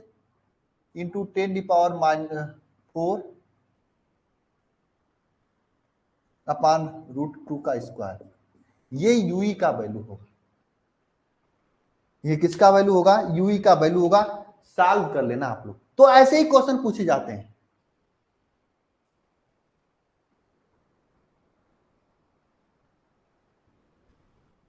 ऐसे ही क्वेश्चंस पूछे जाते हैं। हो जाएगा क्वेश्चंस, हाँ या ना, एक बार में जवाब देना, क्वेश्चंस हो जाएगा हाँ या ना, एक बार में जवाब देना। अरे बताओ हो जाएगा क्वेश्चन, अरे हाँ या ना जवाब देना एक बार। ऐसे ही ये वाला क्वेश्चन कर लोगे क्या आप लोग, ये तो कर ही लोगे, इसमें कुछ है ही नहीं, पूरा सोल्यूशन दिया है। ये वाला क्वेश्चन इसी तरीके से करके मुझे बताना आप लोग, ये वाला क्वेश्चन करके मुझे बताना। अब हम लोग आगे चलते हैं, ठीक है। इसमें आपको 3 चीज, विद्युत ऊर्जा, चुंबकीय ऊर्जा, यहाँ पे देखो, यहाँ पे विद्युत का समीकरण, यहाँ पे चुंबक का समीकरण दिया था, वहां पे विद्युत का समीकरण दिया है। बहुत कुछ नहीं है, बहुत आसान है, कर लोगे आप लोग, बस करना चाहोगे तो, नहीं करोगे तो मत करना। टफ क्वेश्चन बनाना होगा तो एग्जामिनर ऐसा बनाएगा, आसान क्वेश्चन बनाना होगा तो एग्जामिनर इस टाइप का क्वेश्चन बनाकर चलता फिरेगा, इस टाइप का, और इस टाइप का क्वेश्चन आपको करने आता ही है, बाकी राम भरोसे छोड़ देना, ठीक है। चलो अब इसके आगे चलते हैं। अगर एक रूप से देखा जाए तो आपके पेपर में आने वाली 80% चीजें कंप्लीट हो चुकी हैं, 20% बचा है, जिसको मैं एक ट्रिक से बता दूं तो उसे आप कर लोगे, फिर भी मैं कुछ एक्स्ट्रा चीजें आपको बताऊंगा, देख लेना, ठीक है। पहले आप, ठीक है, तो इसको मैं रब कर रहा हूं, फिर आगे चलते हैं।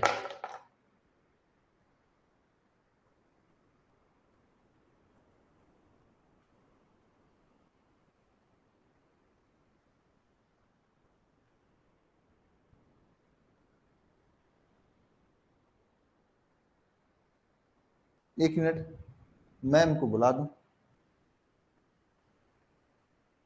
हाँ कल पूछ लेना, ठीक है।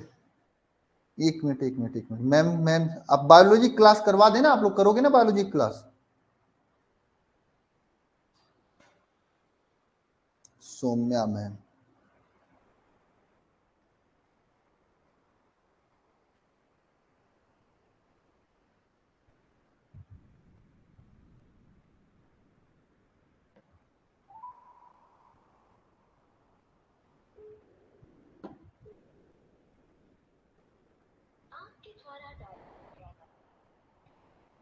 इधर नेटवर्क कवरेज क्षेत्र के बाहर बता रही हैं,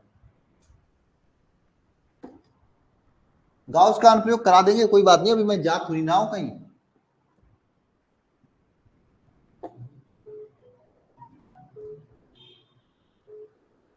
आपके द्वारा डायल किया गया नंबर नेटवर्क कवरेज, कहाँ चली गई हैं,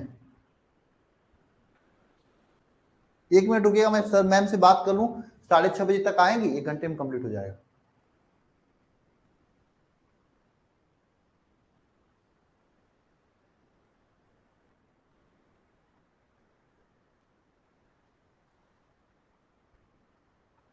हाँ मैम, अरे क्लास लेंगी, घर आ गए, चलिए ठीक, कोई बात नहीं।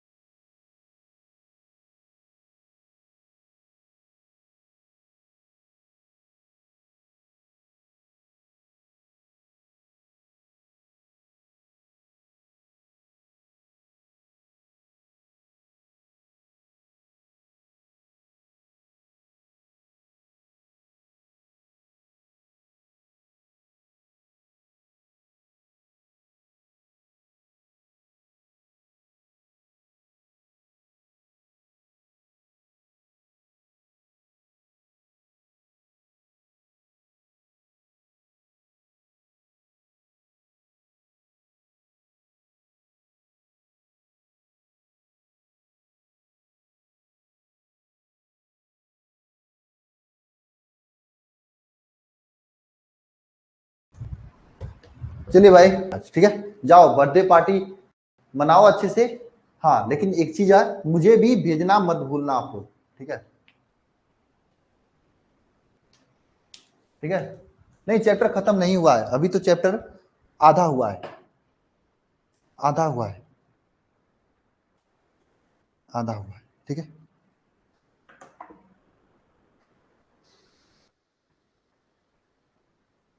अब चलें स्टार्ट करें आगे की ओर हम लोग।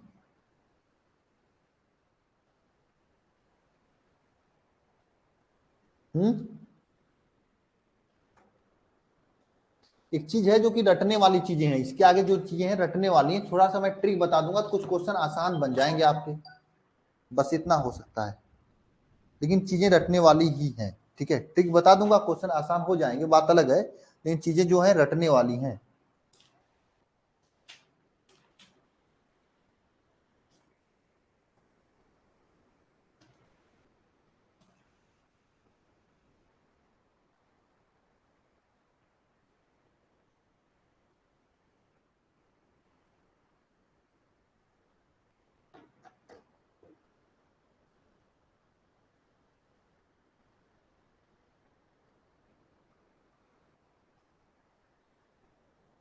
चलिए, अब जो क्वेश्चन पूछा जाता है विद्युत चुंबकीय तरंगों से पूछा जाता है, कहां से पूछा जाता है? विद्युत चुंबकीय तरंगों से।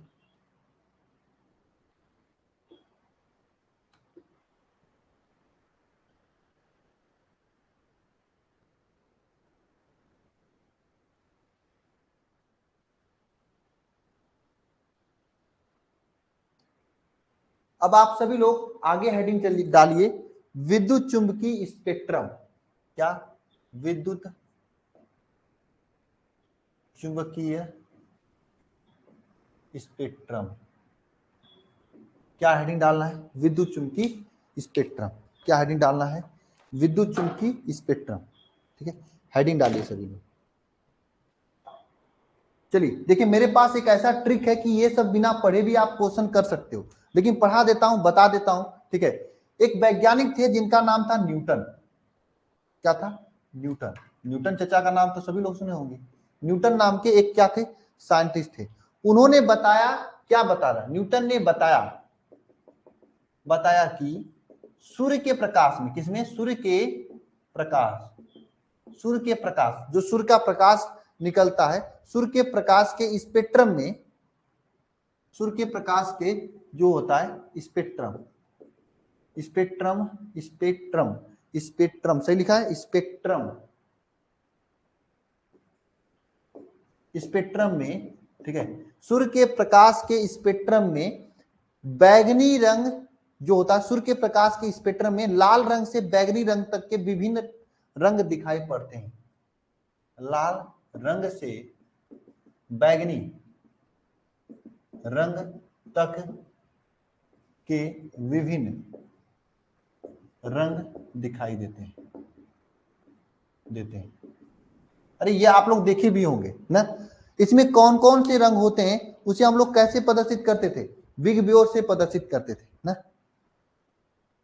ठीक है? ये सभी रंग दिखाई देते हैं, इसलिए इसे हम लोग कहते हैं दृश्य स्पेक्ट्रम। क्या कहते हैं? दृश्य स्पेक्ट्रम, स्पेक्ट्रम, इसे क्या कहते हैं? दृश्य स्पेक्ट्रम कहते हैं। क्योंकि ये सभी रंग क्या होते हैं? दिखाई देते हैं, इसलिए इसे कहा जाता है दृश्य स्पेक्ट्रम ना, दिखाई पड़ता है इसलिए दृश्य स्पेक्ट्रम। अगर दृश्य स्पेक्ट्रम में देखा जाए तो सबसे बड़ा, सबसे बड़ा तरंग दैर्ध्य वाला, ये पूछा जाता है क्वेश्चन, किसका सबसे बड़ा तरंग दैर्ध्य होता है? हालांकि इसका मैं ट्रिक बता दूंगा, बात अपनी जगह है, आप सेकेंडों में कर लोगे। सबसे बड़ा तरंग दैर्ध्य जो होता है वह किसका होता है? बताओ। लाल रंग का होता है। किसका होता है? लाल रंग का। इसका लाल रंग का तरंग दैर्ध्य होता है ना, इसीलिए अगर आप देखोगे जो टिकुलियां बनती है वह लाल रंग का ही बनती है, ताकि लंबी दूरी तक दिखाई, ऐसे समझ सकते हो आप लोग। हालांकि इसका तरंग दैर्ध्य, जिसका तरंग दैर्ध्य जितना ज्यादा होता है वो उतना अच्छी दूरी तक दिखाई देता है, समझे? तो लाल रंग का तरंग दैर्ध्य कितना होता है? सबसे अधिक होता है, सबसे बड़ी होती है, और इसका मान होता है करीब, देखो ये मान मुझे याद नहीं है, 8 × 10⁻⁷ मीटर है ना, इसका ये मान होता है। r into 10⁻⁻7 metre. ये मान होता है लाल रंग के लिए। इसके अलावा इससे कम तरंग दैर्ध्य वाला जो होता है ना, इससे कम तरंग दैर्ध्य वाला जो होता है, सबसे छोटी तरंग दैर्ध्य जो होती है, सबसे छोटी तरंग दैर्ध्य क्या होती है? बैगनी रंग होता है। बैगनी रंग सबसे छोटी तरंग दैर्ध्य जो होती है बैगनी रंग का होता है। और इसका वैल्यू जो होता है, इसका वैल्यू क्या होता है? सबसे छोटी तरंग दैर्ध्य जो होता है बैगनी रंग का होता है, इसका वैल्यू जो होता है 4 इंटू 10⁻⁻7 होता है। इसका बैगनी रंग का जो तरंग दैर्ध्य होता है 4 इंटू 10⁻⁻7 मीटर होता है। आपने किसी भी लड़की को, लड़की तो लगाती नहीं है, किसी भी औरत को कभी देखे हो कि बैगनी रंग का वो टिकुली लगाए? ऐसा होता है क्या? नहीं होता है ना। वो लाल रंग का दिखाई लगाती है ताकि लंबे दूरी तक उन्हें दिखाई दे। जिसका तरंग दैर्ध्य जितना अधिक होता है वह लंबे समय तक दिखाई देता है। अब समझ में आया कंसेप्ट? कितना तेज होती है लड़कियां।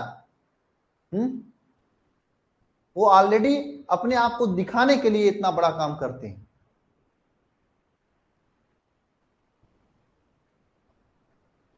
ना, है ना? ठीक है, समझ में आया बात ना?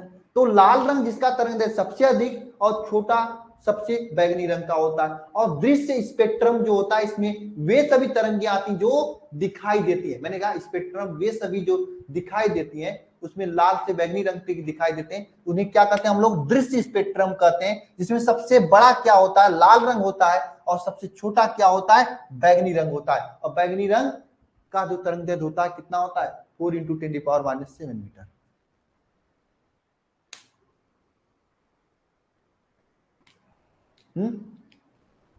ठीक है ना? इसके अलावा और से स्पेक्ट्रम होते हैं, जैसे आपके अदृश्य स्पेक्ट्रम, इनविजुअल स्पेक्ट्रम होता है, जिसको हम लोग नहीं देख पाते। सूर्य के प्रकाश में स्पेक्ट्रम लाल रंग के ऊपर और बैगनी रंग के नीचे होता है। जो जैसे ये आपका लाल रंग हो गया, लाल रंग, ठीक है। इसके नीचे बैगनी रंग, इसके ऊपर और इसके नीचे, इसके ऊपर इधर का आप समझ सकते हो ये सभी, इसके नीचे आप ये समझ सकते हो। तो ये क्या होती है? दिखाई नहीं देती। ये क्या होती हैं? दिखाई नहीं देती, दिखाई नहीं देती है, नहीं देती है। जब दिखाई नहीं देंगी तो इसे हम लोग क्या कहेंगे? अदृश्य, अदृश्य स्पेक्ट्रम। इसे क्या कहेंगे? अदृश्य स्पेक्ट्रम कहेंगे। समझे? लाल रंग के ऊपर बैगनी रंग के नीचे जो भी होती है वो दिखाई नहीं देती है, इसे क्या कहेंगे? अदृश्य स्पेक्ट्रम कहते हैं। जो दिखाई देता है उसे दृश्य स्पेक्ट्रम, जिसमें लाल रंग का तरंग दैर्ध्य सबसे अधिक होता है, जो नहीं, सबसे छोटा तरंग दैर्ध्य होता है आपका बैगनी रंग का जो दिखाई देता है, और जो नहीं दिखाई देता है उसे अदृश्य स्पेक्ट्रम कहा जाता है, जो कि लाल रंग के ऊपर होता है, बैगनी रंग के नीचे होता है।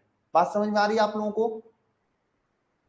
जो कि लाल रंग के ऊपर होता है, बैगनी रंग के नीचे होता है। लाल रंग के ऊपर जो होता है वो दिखाई नहीं देता है, बैगनी रंग के नीचे जो होता है वो दिखाई नहीं देता है। इसे हम लोग इसे अदृश्य स्पेक्ट्रम कहते हैं। इसे हम लोग क्या कहते हैं? अदृश्य स्पेक्ट्रम कहते हैं। ठीक है, आगे चले, इतना समझो सभी लोग पहले। देखो ये सब एग्जाम में पूछा नहीं जाता है ना,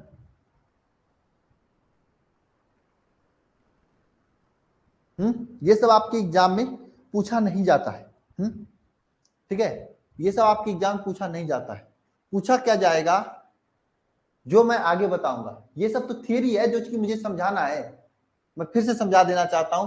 न्यूटन ने बताया कि सूर्य के प्रकाश में स्पेक्ट्रम पाया जाता है, लाल रंग से बैगनी रंग होता है, जो कि दिखाई देता है।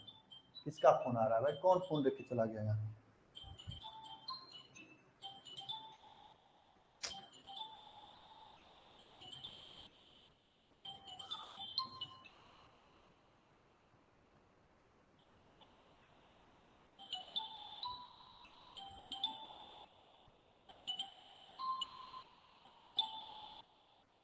व्हाट्सएप पे कॉल करने की क्या जरूरत? हेलो, हाँ जी, कौन? बोलो। क्लास चल रही है? क्या हो रहा है क्लास में? आपके यहाँ नेटवर्क सही नहीं होगा भाई।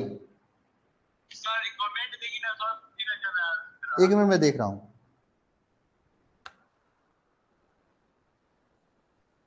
नेटवर्क इशू है, रुक रुक के जा रहा है।